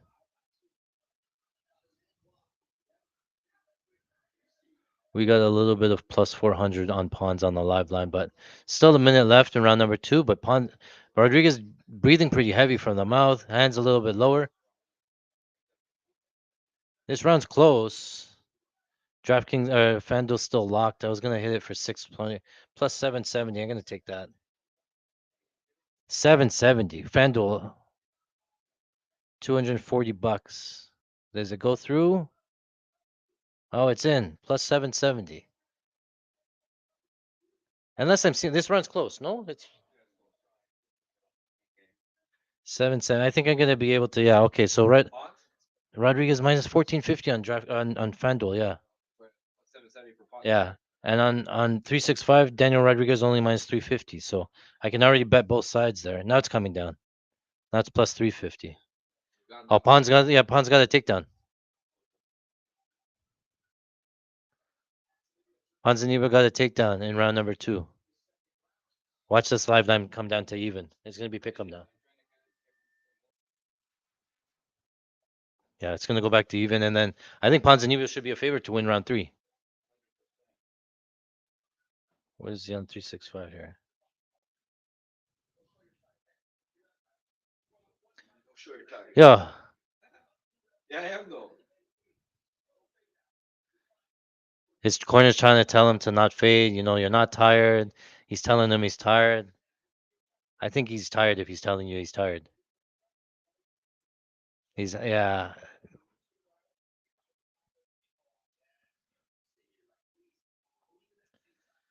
770 plus 770. I got it in for 240. That was my max bet. Yeah, pick him back to pick. I told you. As soon as that round ended, I couldn't get it in. It took it off. I'll come back on the Daniel side. Okay, because I got plus 770, I'm gonna play Daniel Rodriguez pick him minus 112. So then I'm free rolling. Oh, plus 112 now. Then I'm free rolling on the 770. Yeah, there we go. Daniel Rodriguez plus 112. Got in for $240. So now I'm free rolling on Ponzinibbio at 770. And I make a tiny bit, $68 or $28 if Daniel Rodriguez wins. And we still have the inside the distance only, so we're good both ways, I think.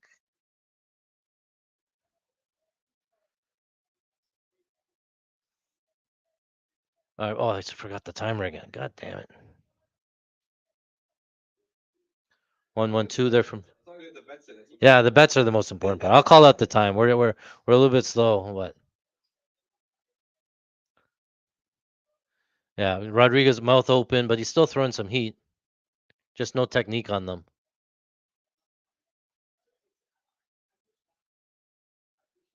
I wonder what the strikes are at. What did the strike count? Round 1 was 15 to 35. 1535 for Rodriguez. Okay, and then round 2 hasn't been updated yet. So he was up 20 after 1. That's good. That'd be huge. He has to keep up the volume because we have Rodriguez most significant strikes. Ponzinibbio wins a decision. 12 plus 1200. Oh, knockout! Knockout! Oh, he's out. Knockout. Daniel Rodriguez. Knockout. Let's go. Wow. Round 3 knockout. Look. He's rocked. He's done. Done, bro. Knockout. We are live. ¿Qué es eso? Yeah. ¿Qué es eso? And we live bet Rodriguez to get that live bet back. We're golden. Inside the distance only cashes. bet last minute. Yeah, and we're still, that shoot for the moon parlay. I'm down to the last leg now. Nickel? Yeah, Bo Nickel by decision. Yeah, yeah. So every week I do a shoot for the moon parlay. Oh yeah, yeah, yeah. It was Rodriguez by KO, Mason Jones by decision, which was the one fight before, and then the last one is Bo Nickel by decision. $100 to win 5,500. I've hit it twice in a row. This, yeah, yeah. Oh yeah, that was it with the left hand. Takedowns hit. Oh yeah, under 1.5 takedowns. Oh yeah, He's out before he hit the ground. yeah. He's yeah, yeah. Cash everything.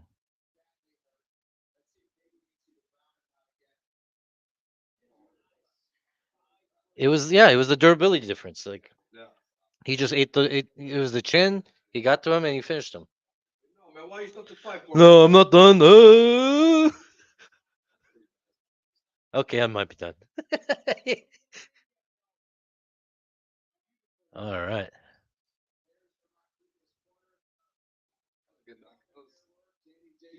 He pulled it out of his hat there for a second. It was tight. Yeah, it was close. It was close. All right. So He looked totally gassed. did we play Ponzinibbio most strikes and then D Rod KO? They gotta put a picture. I would have played KO that way, I think. Not decision. I don't know if I played it though. What side would that have been on?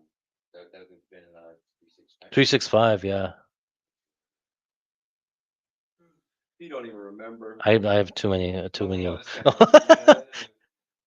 Oh, we have a long shot parlay here too. We have Daniel Rodriguez by knockout, Bo Nickel knockout rounds 2-3. So we're live for a knockout, both 2-3 for Bo Nickel and a decision. The kid too. To hit two different ones. It's one or the other. But we're live on the KO 2-3 and we're live on the decision. Sub, we lose everything. Finish only cashes under 1.5 takedowns cashes. That one cash there. Putting his slippers on. Killed it. This one lost. All right. How did you guys do in the chat? Let me check on the chat. Just updating some things there. Love the stream. Content is awesome. Thank you for the kind words. Glad to hear it. Try to do more of them as the year goes on. I definitely see that there's a need or like you guys like it, so I'll continue to do them when I'm available. All right, let's get the KO. D-Rod was 2-0. Yeah. I'm curious to see the scorecard. D-Rod got sent out.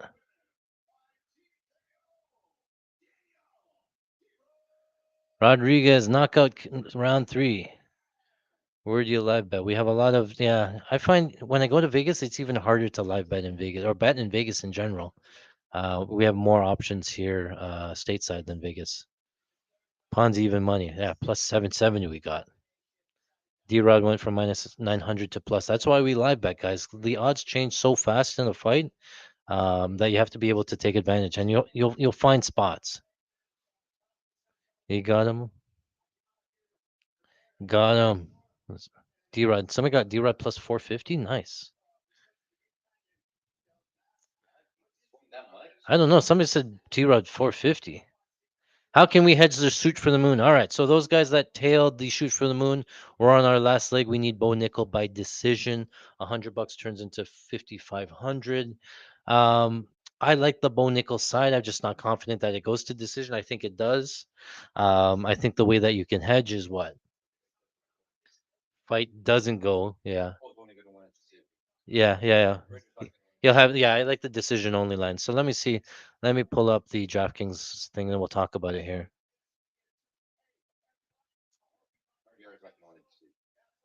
Yeah.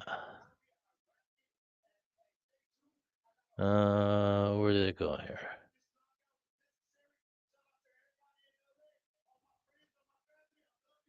Bone nickel decision. Or you do like under 2.5 even. Uh, Pretty sure both gonna win decision. yeah, yeah, yeah. Okay. Oh, that's not bad. Yeah, under 2.5 one is 115. Minutes of both finishes in the last minutes. Yeah, the last one. Yeah, yeah. So you could just take fight doesn't go. Fight doesn't go is safer. So here. Minus 170, that big of a jump? Fight doesn't minus. Yeah, you know, I get greedy here. Minus 185 for fight doesn't go, and then pick 'em for under 2.5. That's a big jump for 2.5 minutes. It's fucking huge. That's too much. Yeah, It's like they know something's gonna. you're better off betting that. You could even sprinkle like fight to end in the last 2 minutes. What is it? Same game parlay here. What is Bo Nickel to win in the last 3 minutes? Somewhere here, right? Bo Nickel over and then ends by KO or finish. Uh,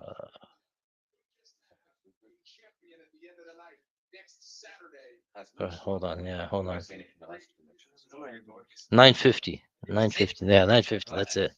Yeah, so gross, eh? Knockout in the last 3 minutes. You know what? I gotta. My wife is not feeling well, so I know when I wake up, I gotta probably deal Yeah, with. take care of her because we're with, not here this week. take it easy. Yeah, we'll see you next week. Yeah, I'll see you on Friday. We'll figure out the Yeah, details. for sure. Let me know.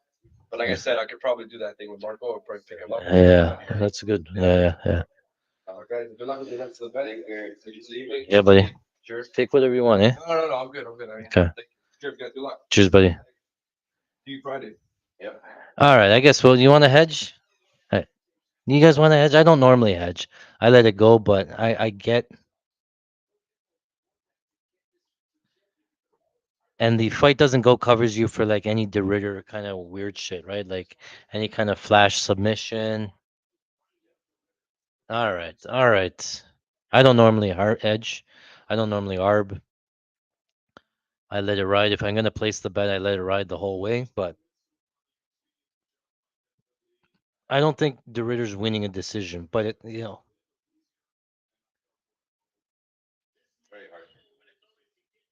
it's possible, and I'll tell you how. So when Bo Nickel fights Paul Craig, he fights optimally, right? He keeps it standing. He doesn't let Paul Craig go down to the ground. I think he does that here, right? And he tries to like not go down to the ground with Ritter. And then on the feet, he just low volume. He spams overhands and stuff. But the thing is, the Ritter doesn't let him strike from the outside. He's always going to be push the pace. He's going to be in your face. He's going to be looking to grapple, right? He won't just stay on the outside and just eat shots and stuff, right? So he forces the action. I just think the Ritter's going to be like on something. He'll hold on to something. He's pretty good off of his back in terms of limiting damage if Bo gets there. I don't think Bo's submitting him, right? And I don't know on the feet. He just has to avoid the big shots, but wouldn't surprise me though.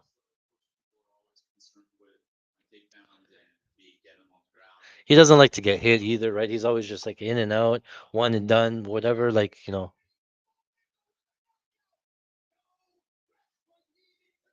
Val Woodburn, we were on that one big, eh? Like, were we there live? Yeah, we were there live. Val Woodburn, they picked him up from the mall and said, "Come fight for us." If you hit 3 shoot for the moon parlays, you're cemented certified. I thought I was already there, guys. Back to back to back shoot for the moon parlays. It's never been done, has it? How you seen this Bo Nickel fight? Yeah, I could see it going. I think KO is live. I'm not gonna lie. KO 2-3. What's KO 2-3 again? Did I play any? Oh, I have the KO 2-3 already in the Daniel Rodriguez one. And we don't think Bo Nickel's submission is live, eh? It would have to come from like a rear naked choke, and he had like maybe like a club and sub, round 2 club and sub or something. Yeah, yeah, and it's possible, man. FanDuel has most significant strikes. Oh, we have a lot of strike props. Let me see. Um,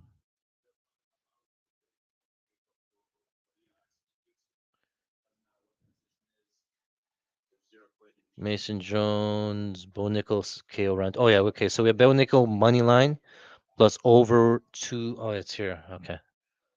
On DraftKings here under same game parlay, you guys can still see my screen. Yes. Okay. Um, Same game parlay, Bo Nickel money line, and then over 299 seconds. So I think it goes past round number 1. Minus 135. I think it's a good way of getting a Bo Nickel or in on a Bo Nickel play. Because I think once it gets past round number one, the KO's live, even the submissions live, decisions live, and I don't really want to like roll the dice and say like it's going to be KO more than sub. It's going to be decision more than KO. I think once it gets past round one, it's open. He's open, right? So I'm picking submission because I think there's going to be a lot of like grappling exchanges where a lot of standstills. I think De Ritter can control guard and sort of survive his way to a decision, so that's why we have decision. But again, it wouldn't surprise me if he ground and pounds him. If there was a same game parlay like Bo Nickel wins by KO and no knockdown, I would play that. But DraftKings really tightened up all of their lines here, so we can't really play those lines here. So Bo Nickel and some sort of combination of significant strikes, I think I have as well. So I have Bo Nickel and overs over one round, and then I have Bo Nickel uh, oh no, it's all yeah. I need Bo Nickel. Rinier to Ritter round one is worst case for me. Maybe now that's the hedge. Bo Nickel or Rinier to Ritter sub one. What's that pay? Sub 1-2. That's his win equity, right? Plus 1500 to Ritter. Submission not 2-3, 1-2. 1200. I'll put a little bit, I'll put $100 on it. De Ritter submission 1-2. I think he covers a lot of his win equity. I don't think De Ritter's going to win a decision much here, especially with the amount of top time he gives up. I don't think De Ritter's going to KO him on the feet because he's not that kind of guy. I think his win equity has to be some sort of submission, and it comes early. So submission 1-2 for De Ritter plus 1200. Otherwise, Bo Nickel money line, Bo Nickel decision only. All decent type side bets here. Pull this one, take this one down. Bo Nickel De Ritter here.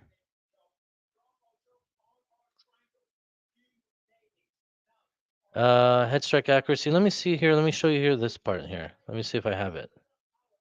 I don't know if this report had it.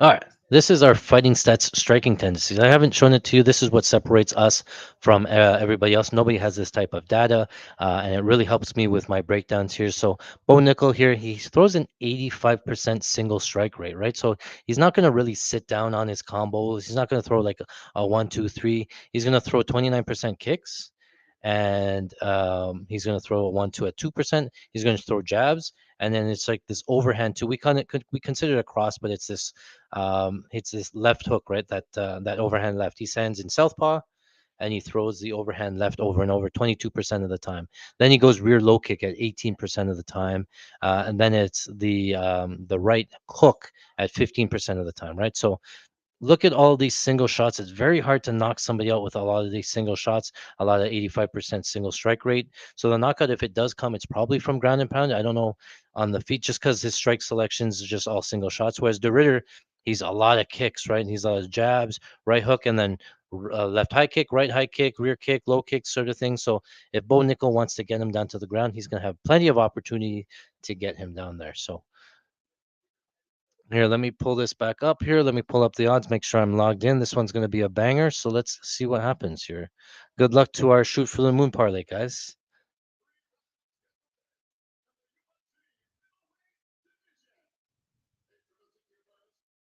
All right, cemented as the GOAT. Thank you, sir. I don't show me somebody else that's up over 200 units in 2025 after being up 100 units in 2024.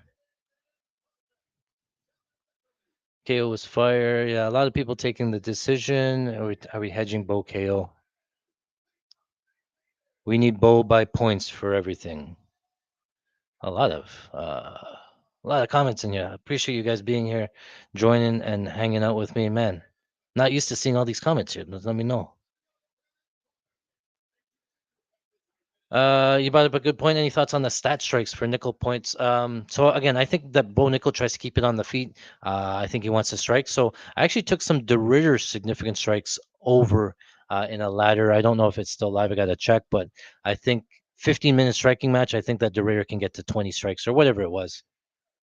A lot of those leg kicks. I just showed you the graph that he throws a lot of kicks. So maybe he can get to just 20 kicks. There. So We're fading this. We need this to go into round number 2. So hopefully just no early finish here.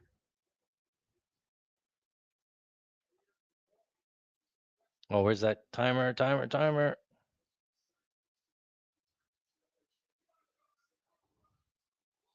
All right, they are off. Bonik and Southpaw, DeRitter Southpaw. Right away, DeRitter in your face, popping volume, right? R- Ritter's huge. Big overhand left there misses. Ritter clinches. Knee. Ritter looking for a clinch up against the fence. Bo Nickel turns him. I wonder what strikes was. We should play strikes over. Gonna be a lot of these like rabbit punches. Clinching up against the fence here. DeRitter with an over under. Bo Nickel pushing him up against the fence, throwing some knees to the thigh.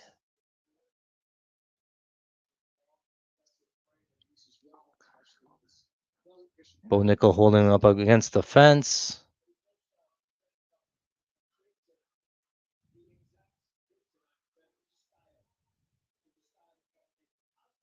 Bo Nickel controlling him up against the fence still. Right elbow there over the top for Bo Nickel, and they separated. I'm going to load up a Bo Nickel live just in case something happens to the line. The Ritter shoots in for a takedown, stuffed. Bo Nickel still has his hands locked. Bo Nickel still backing up. Spins him. Bo Nickel staying on the feet. Bo Nickel throwing some knees in the clinch.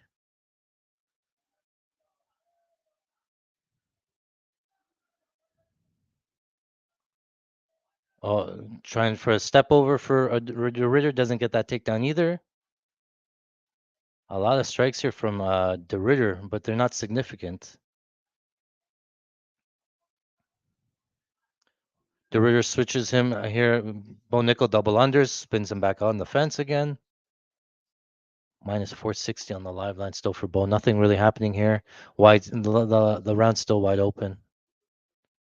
Nice uppercuts there from Bo. 3 minutes left in round number 1. A lot of clinching early. This was the risk of taking any strike totals, but this is why we took the decision, guys. This is the fight that we want. More clinching, 50-50 position here. Oh, inside trip for Bo Nickel gets the takedown. Bo Nickel gets the takedown. Right elbow over the top. 2.5 left in round number 1. So Bo Nickel not afraid to go down to the ground with the Ritter. That's worth noting. A Ritter already working on the butterfly guard. Watch the sweep here from the bottom. He's going to get swept one time and not do that again. He wants to see how strong he is on the bottom, right?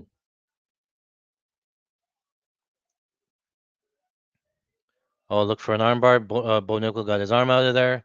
Bo Nickel on the neck. On the neck. Oh, no, he's gone top. He gave up the position. He went for a guillotine, gave the Ritter top time. He fucking pulled Gilly, and he pulled the Ritter on top of him. Yeah, no, he's not going to go down to the ground anymore. That's for sure. The Ritter trying to set up an arm triangle. He's in side control on top. 140 left to go in round number 1.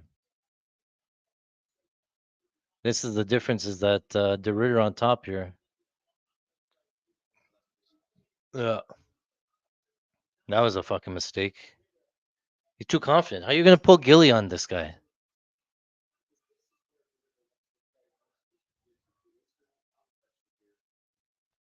The Ritter's still on top. Minute 15 to go in round number 1. Stuck in half guard here.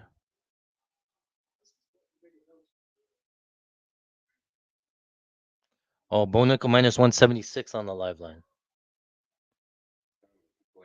Yeah, this is coming down.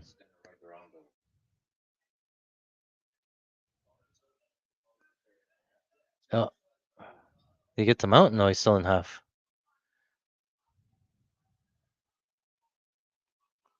Minus 176. At what price do we pay? Do we play him on the live line? He's getting back up. Bo's getting back up.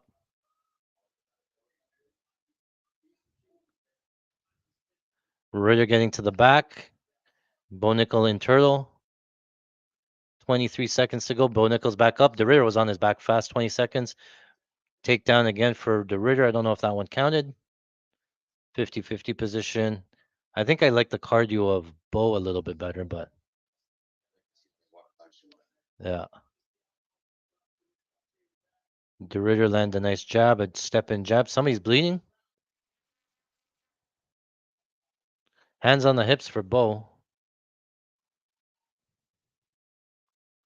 Minus 176. This line never came down on FanDuel. It's still 76. Bo Nichols still a big favorite on 365 too. Minus 200 on 365.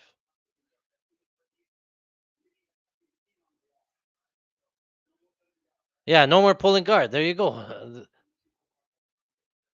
Oh, his cauliflower ear is bleeding. What? Is that what he said? Did he say the corner said we're going to take him down an elbow?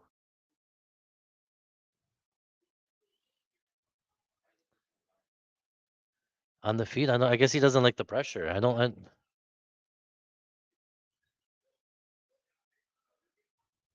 He's getting tired.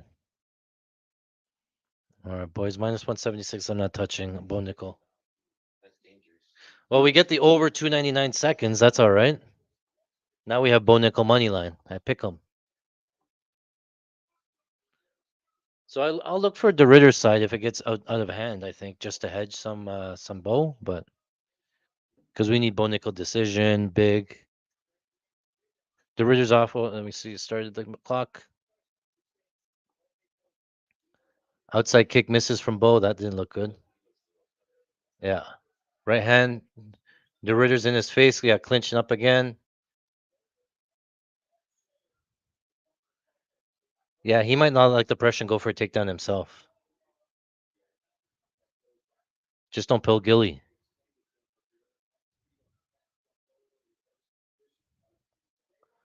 4:22 left. Bo controlling the clinch.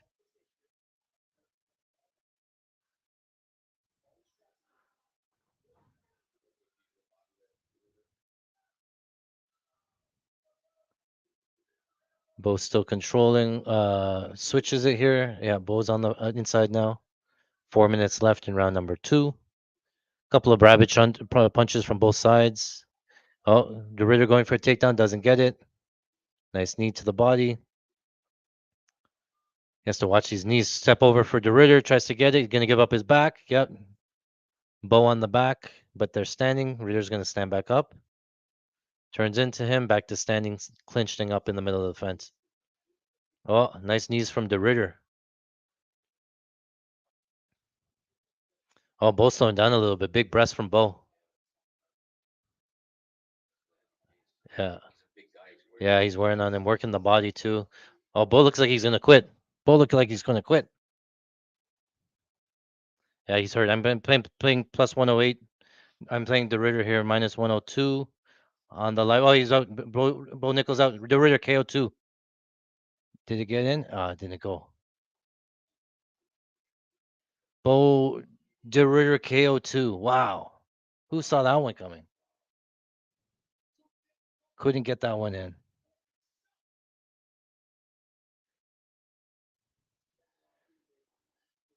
Wow. Huge win for the Ritter.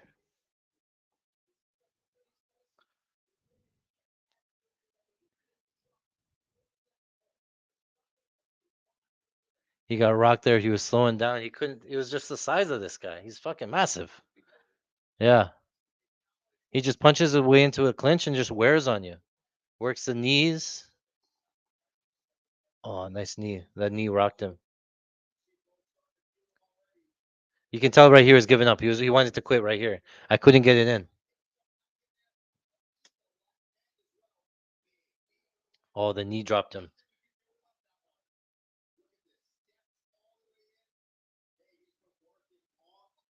Oh yeah, he got him with the knee. Pop. Wow. We do not cash the suit for the moon there.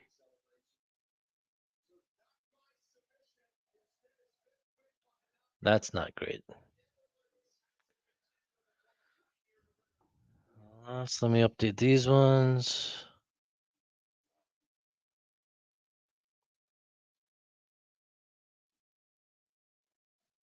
Needed that one. Down to the last fight.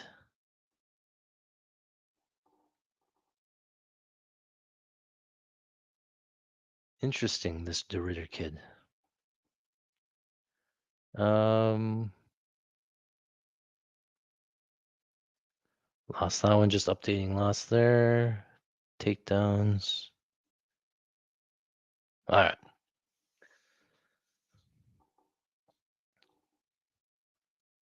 That fight goes. Whoever that fight doesn't go is looking pretty at least.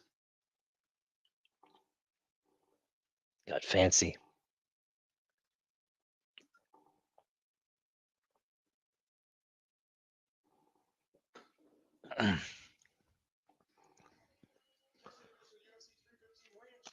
All right. So the last fight. Moving on to the last fight. Then it's the Cory Sandhagen fight here. Deiveson Figueiredo, right? Mm, Let me just pull up the odds. Or hold on. Santos Figueiredo.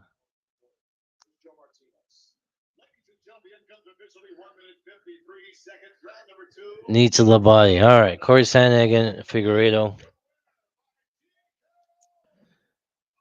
For Sandhagen here, 10-4 in the UFC. 40% of his wins coming from KO, 40% coming from decision. Let me stop this, reset that. Big win there. Um, for Cory Sandhagen, he's going to be a distance striker, right? He's going to be at 84% of the time he's at a distance. Goes to the head at 81% of the time at 36% head strike accuracy. The Figueiredo side, defense, head strike defense, not great at 43% head strike defense. When Cory Sandhagen goes to the leg, he goes to the legs at 9%, at 89% accuracy. He was fading. Oh. Cory Sandhagen does have 4 knockdowns in the UFC, whereas Figueiredo has been knocked down once.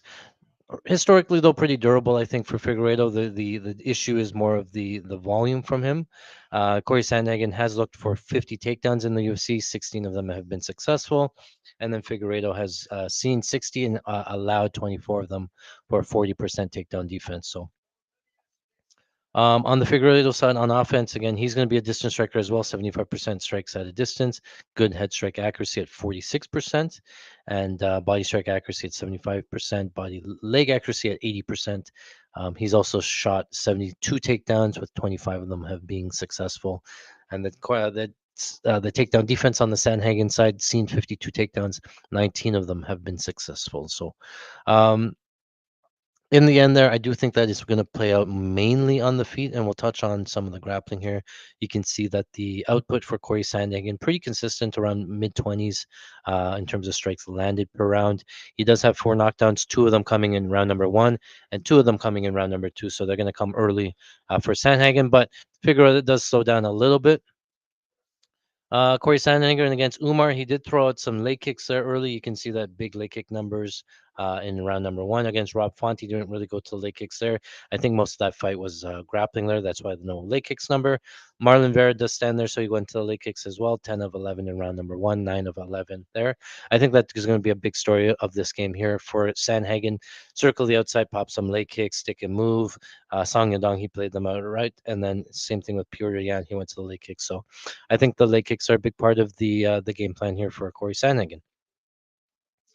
On defense here, you can see that the strikes absorbed tend to go up a little bit as the fight goes on, right? 12 strikes landed or absorbed in round number 1, 13 in round number 2, and spikes up to 23 strikes absorbed in round number 3. He's also been knocked down once coming in round number 3 as well. So let's keep an eye on that. But for Figueiredo, the numbers say that he actually increases as the round goes on. So he's landing about 11 strikes in round number 1, 14 in round 2 and 3, 22 in round 4, and 16 in round number 5. His knockdowns mostly coming in round number 2, 6 knockdowns there in round number 2. He's fought some really high level guys there: Purion, Martin Vera, Cody Garbrandt, Rob Font, Brendan Moreno. He fought 3 times for the belt there, right? Former champ. So definitely not out of the woods. It's just I think that Corey Sandhagen is going to be a little bit more volume on the outside and spam him there, right? So on offense there, you can see that he does absorb more strikes as the fight goes on, absorbing about 15 to 16 in rounds 1, 2, and 3, and then up to 28 and 22 in round number 4 there, right? So Purion was getting some damage out there. You can see the leg kicks against the leg kicks adding up for Purion. Marlon Vera went to the leg kicks as well. Cody Garbrandt did not. Rob Font landing 2 of 3 did not. So anytime there's been heavy leg kicks, you can see that they're pretty much landing on them. So I think Corey Sandhagen and the leg kicks are going to really add up. I think Corey Sandhagen and the volume are going to add up. In terms of the grappling, I'm not too sure who pulls out the grappling first, right? Against Umar, dominated the grappling and took Corey Sandhagen down, and then against Rob Font, Corey dominated the grappling, took Rob Font down. Same thing with Martin Vera.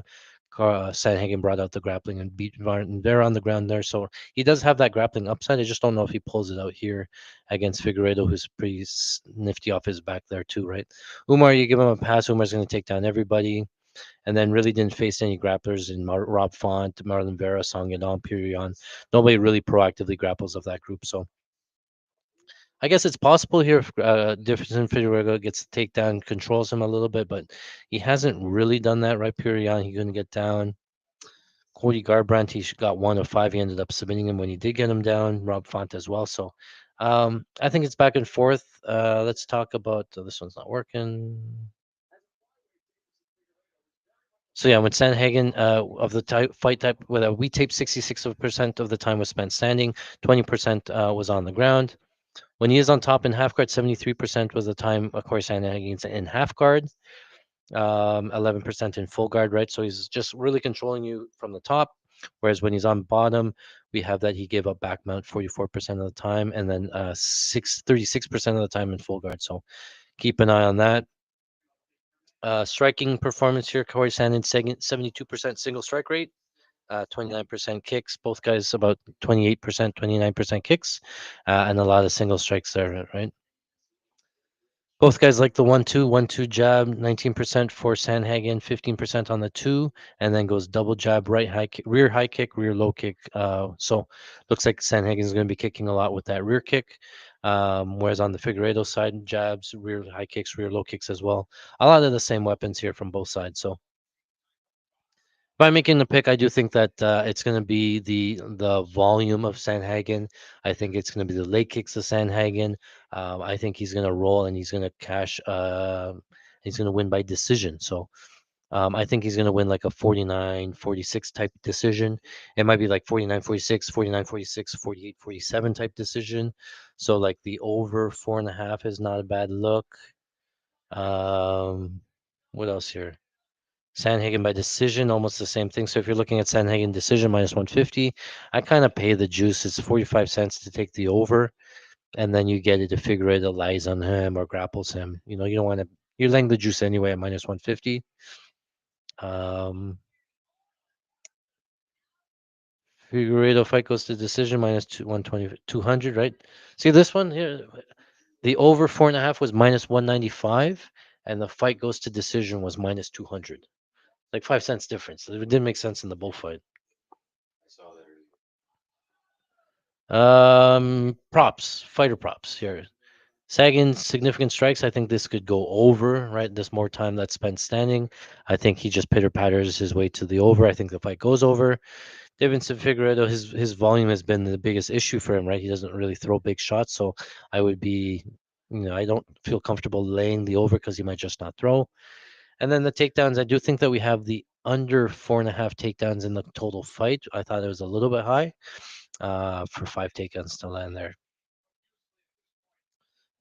Look at these strike numbers here. Sandhagen, 110 significant strikes and 2 takedowns landed is plus 120. Corey Sandhagen, total significant strikes landed over 110, and then 2 takedowns is plus 120. No, you can't play those. It's one way line. Yeah, I would play the unders on all of these lines if we had them. Um, what do you guys have in the chat with? Thoughts over 100 significant strikes for Sandman. I don't like it. It's too high. 100, 110 in that range. I was going to play the over, but then it's normally correlated to the over in the fight. I'd rather play the over in the fight than Sandhagen over 160 sort of thing, right? Unfortunately, there's not a lot of props, right? Just based on the number, it's hard to lay minus 500, but I do think that Sandhagen wins. I think the line's a little bit wide. And then, like I said, like if you're playing Sandhagen decision minus 150, then you might as well fight goes at minus 190. What did it say here? Tied takedowns, decision plus 360 men's dominates. Where DraftKings had tied takedowns? Who had tied takedowns? Yeah, most takedowns. You can't take the strikes. Minus 800 is ridiculous. Tied takedowns. We're already on the under 4.5, so I don't know. I think one guy tries to grapple. You could get like a fluky 2-2. Yeah, a 1-1 or something like that. But I think somebody tries to grapple. I don't know who.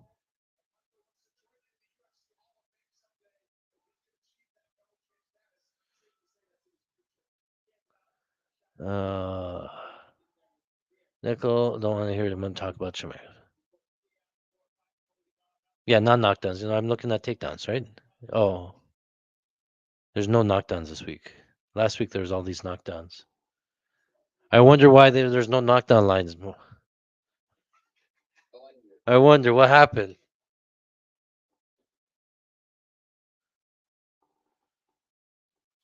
That's one thing I learned. So, guys, if you didn't know, last week I hit a big same game parlay on DraftKings. DraftKings had like a tied knockdowns. Fight goes to decision. That was at 45 to 1. That was $500 to win 23,000. I ended up hitting that. And then I hit the tied knockdowns over 1 round, over 2 rounds, over 3 rounds, over 4 rounds. All that one to win another 50,000 on that one as well. And then before getting up to that point, my DraftKings account had always been like any kind of bet I put in, no matter what it was already getting limited. So whenever I see big odds like that, and I think that there's a decent amount of value, I'm going to try to smash those lines for as much as I can because I know my time is limited. They're gonna, next week I could end up with no account. So I play it for as much as I feel comfortable with, go a little bit harder, and I definitely not regretting that after, making 60, 70K in one fight. And you got to maximize the value when you get it. So that's what I can recommend based on my experience. For me, if I risk one unit on like a 45 to 1, I think I'm going to get that back, that one unit back pretty quickly. Whereas, how often are you going to hit a 45 to 1 type parlay there? So, right. So, um, yeah, DraftKings got scared. They're not offering it. The last time they did that, I want to say they completely ruined same game parlays, and then that's why they only offer one fight or so that has these knockdown lines. Is like every other line on DraftKings is so shit in terms of like their same game parlays because it's only one way lines, right? So when you're looking at same game parlay on DraftKings, if I don't come over here to fight props in these two-way lines where I can pick a side, then I'm probably not going to play it because they just juice the shit out of them. Significant strikes 125, significant strikes minus 350, right? No knockdowns anywhere. They don't have any knockdowns anywhere on any of these lines, eh? Like total takedowns, one takedowns minus 2,500, two takedowns minus 550, but you can't bet the other way. So the lesson here is if you can't bet a two-way line like this, then I wouldn't bet it.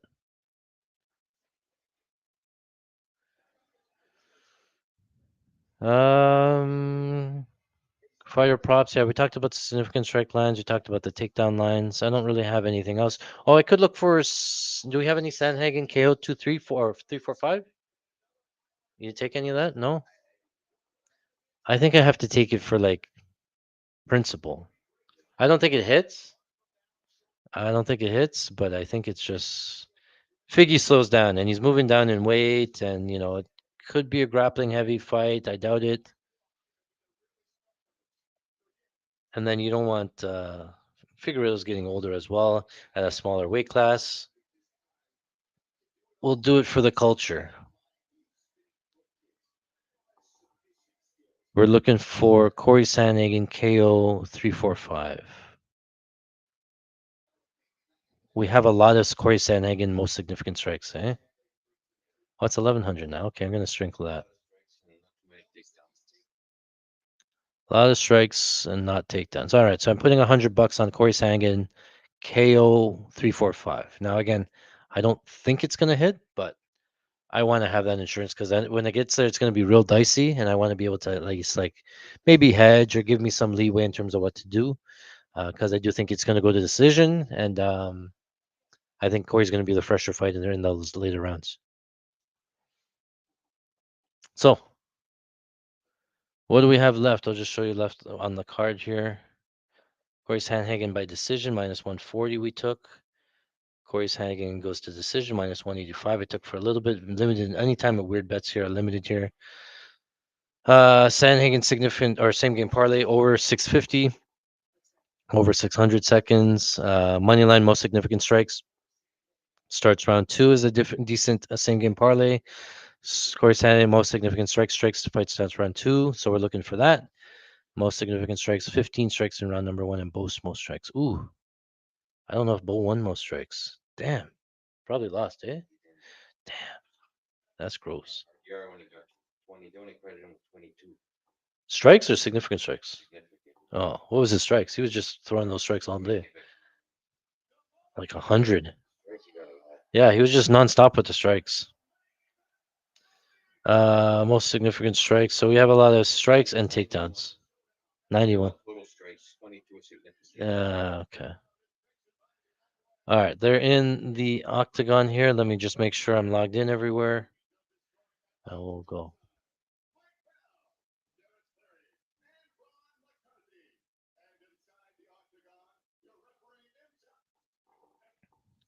I think it goes over. Uh-oh, what are we doing here?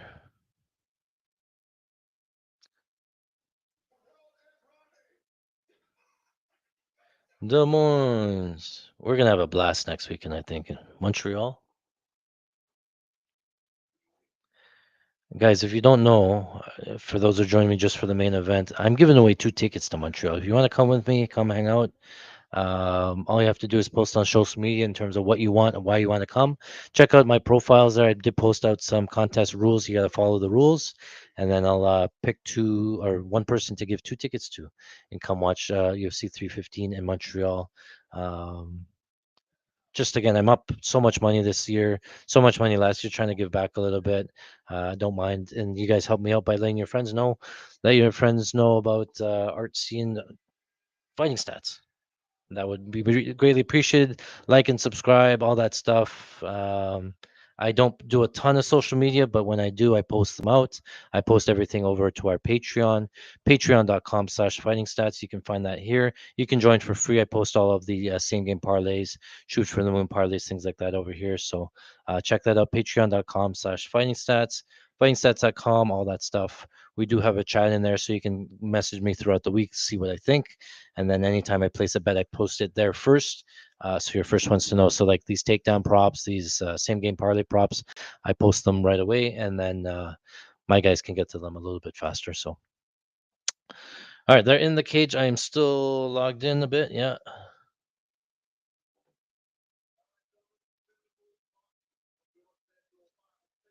That last fight of the night. I think I don't know if we're gonna find a live opportunity here. I think Sandhagen just pulls away, and then just runs away with it. So if I do see an opportunity to get in on Cory Sandhagen live, I'll try to get it. But otherwise, we're just probably going to be line watching the whole night. Minus 600 already. All right, they're off. Sandhagen in orthodox, Figueiredo in orthodox. Black trunks for Sandhagen. Inside low kick, early kick again for Sandhagen. 2 strikes already. Let's go. Sandhagen looks a lot bigger and longer as well. Inside kick from Sandhagen again. 3 strikes. Inside kick again for Sandhagen. Outside kick from Figueiredo looked like it hurt. Oh, level changer from Figueiredo. Tries to get on the hips, doesn't get it. Nice sprawl from Sandhagen. Figueiredo gets pushed back up against the fence. Sandhagen pushing him there. So worth noting that Figueiredo tried to level change right away in for a takedown, and Cory defended. Sandhagen a lot of head position up against the fence. Nice uppercut there from Figueiredo. Uh,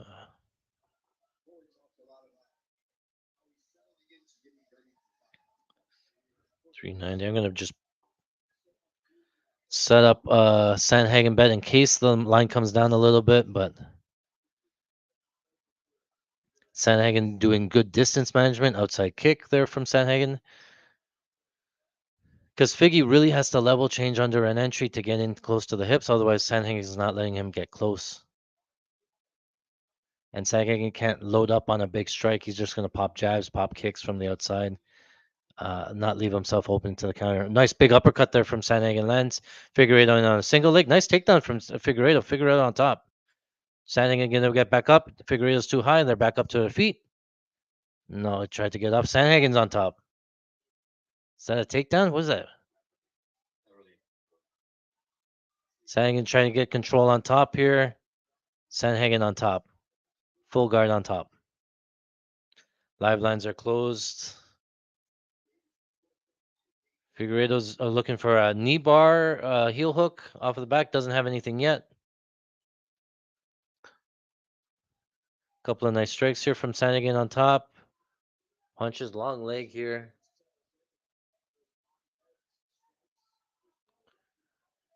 Uh, Figueiredo trying to hold on to the leg, but nothing there.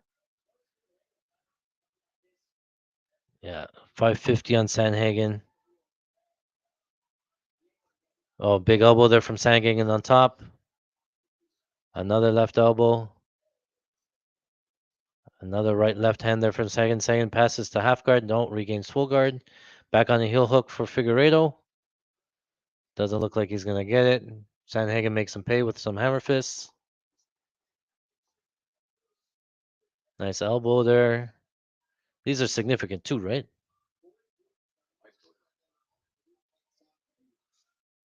Another strike there from Sandhagen. Sandhagen is up probably like 30, 40 strikes at this point.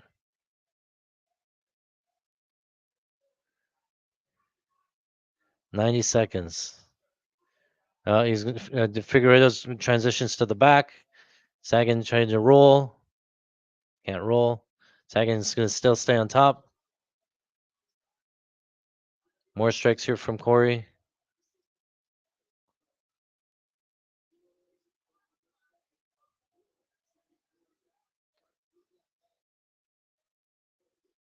Punches to the butt. I said, what? In the butt. Figueiredo on the heel hook still, not gonna get it.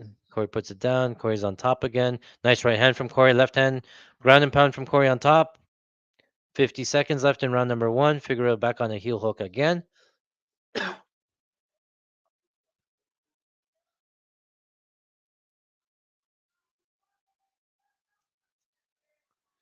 Cory's still on top. Yeah, he's just like we're gonna say. We're gonna be watching these odds. He's gonna pull away, and they're never gonna come back.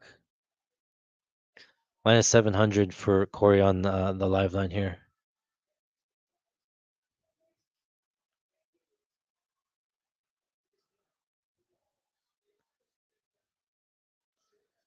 $16 seconds left in round number one. Body here.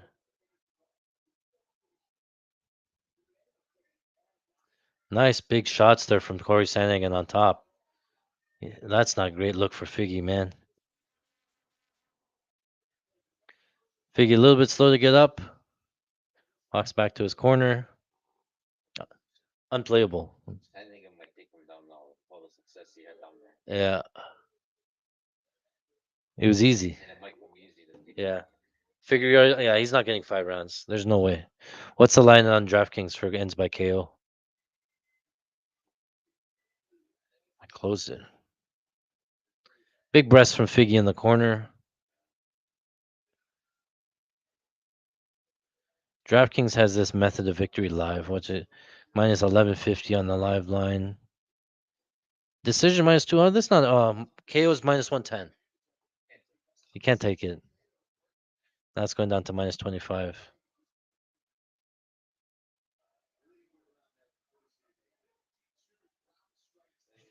52 ground strikes. Yeah. This Corey's significant most significant strikes was free. Like, free money.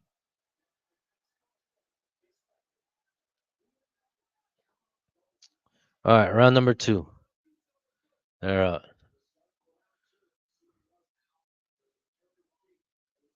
Still like an over here. Figgy opens out outside low kick. Corey returns outside low kick. Oh, here's some stance switches from both guys. So Figgy's going to mirror any kind of stance that Sandhagen has. When he switches to southpaw, he switches as well. So Figgy's going to mirror the stance outside low kick there from Fig. Stance switch again from Sandhagen.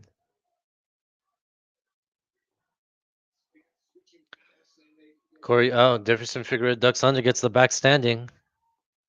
Minus 1450 now. Oh, throws a kick, doesn't get it. He's getting tired. Yeah. Not exhausted. Not yet, no. No. No, he has to like really well time it. He has to get in on the hips deep and stuff. Like it's gonna be no. What were the official stats? Both guys, one takedown, one takedown each. Not posted yet, but he more like pull guard. He fell back a little bit. It was a weird takedown. Yeah, yeah.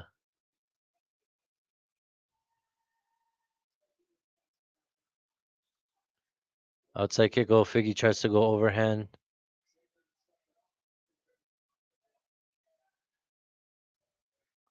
Sandhagen could fight for the title again. Corey's uppercut. Corey keeps on going to this uppercut. Oh, Figueroa gets a takedown. Turned a single leg into a takedown. Now it's Corey working on a heel hook. Here we go. Oh, and then Deiveson Figueroa went for a leg lock, gave up the position. That was bad. He had top position and he fucking rolled for a leg lock. Now it's Corey Sandhagen on top. Now they're back up. Uh-oh. What prop numbers did I take?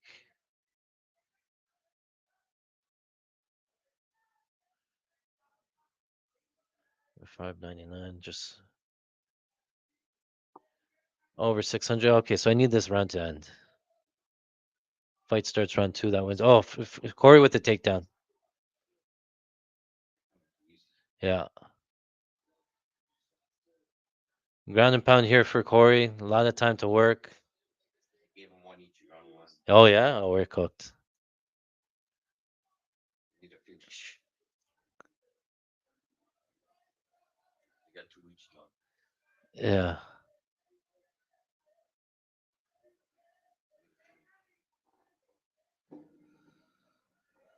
We'll see. Corey's still working ground and pound here. Takedowns 1-1 after 1, yeah. Right, left elbow there from Corey. Oh, Corey briefly looked for an arm triangle.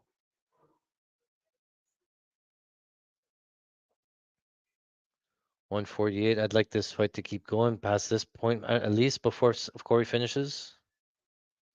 I'll take a KO 3.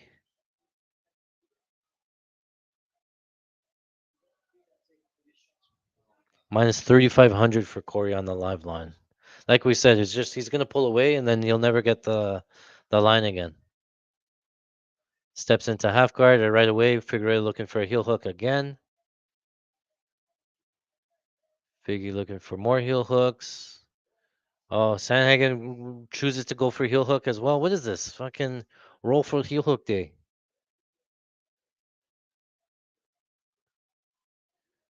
Corey on the heels. No, not gonna get it. They're playing footsies. Oh. He rolled back. He rolled back. What happened? His fate. What the fuck? He hurt his knee. Sandhagen KO 2. He hurt his knee. He pulled his knee or something. It was like a calf side or so. Oh my goodness. Wow. I had the over 2.5. Over over starts round 3 I needed. Fuck, he couldn't survive there. That's right at the end too. Yeah, you can see him grimace right away. And then he postured up and landed 2 shots and he just stopped shooting, hitting him.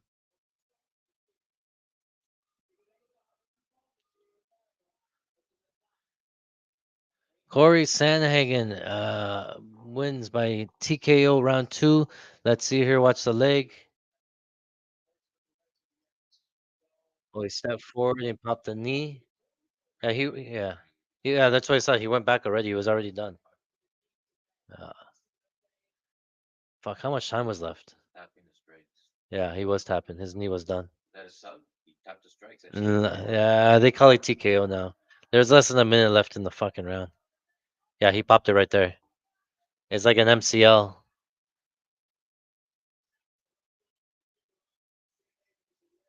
Left arm.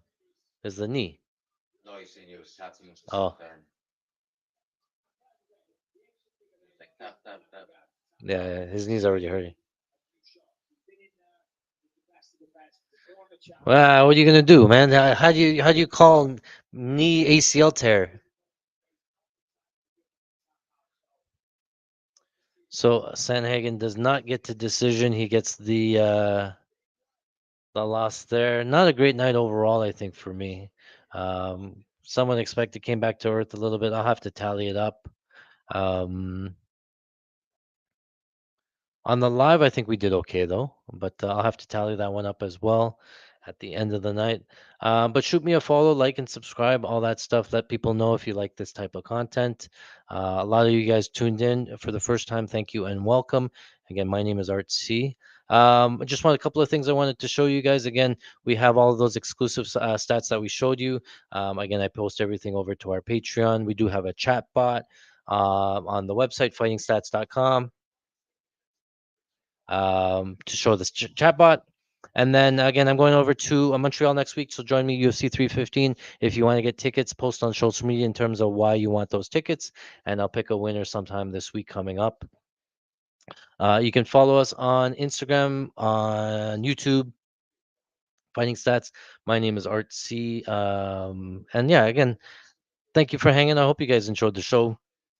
Unfortunately, I don't think it was the best of nights for us, but not to worry. We're back next week. Again, we're going to UFC 315. I'm going to smash some big plays. It's probably going to be the biggest card of the night or the year for us, and we're up a lot, so we're going to take a little bit more risk. So keep an eye out for those plays. I'll try to post as much as I can, but I'm going to be busy a lot during this week.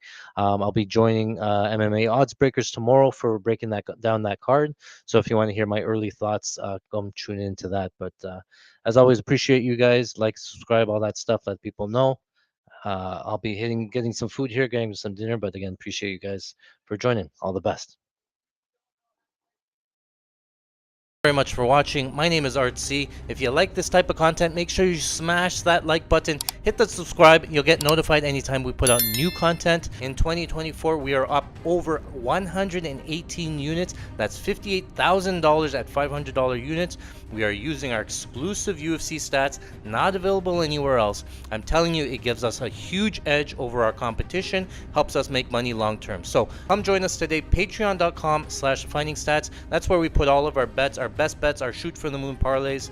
You can visit us also on our website, fightingstats.com, for all of our stats there. We have a lot of new tools coming out. You won't want to miss it. Thanks for watching.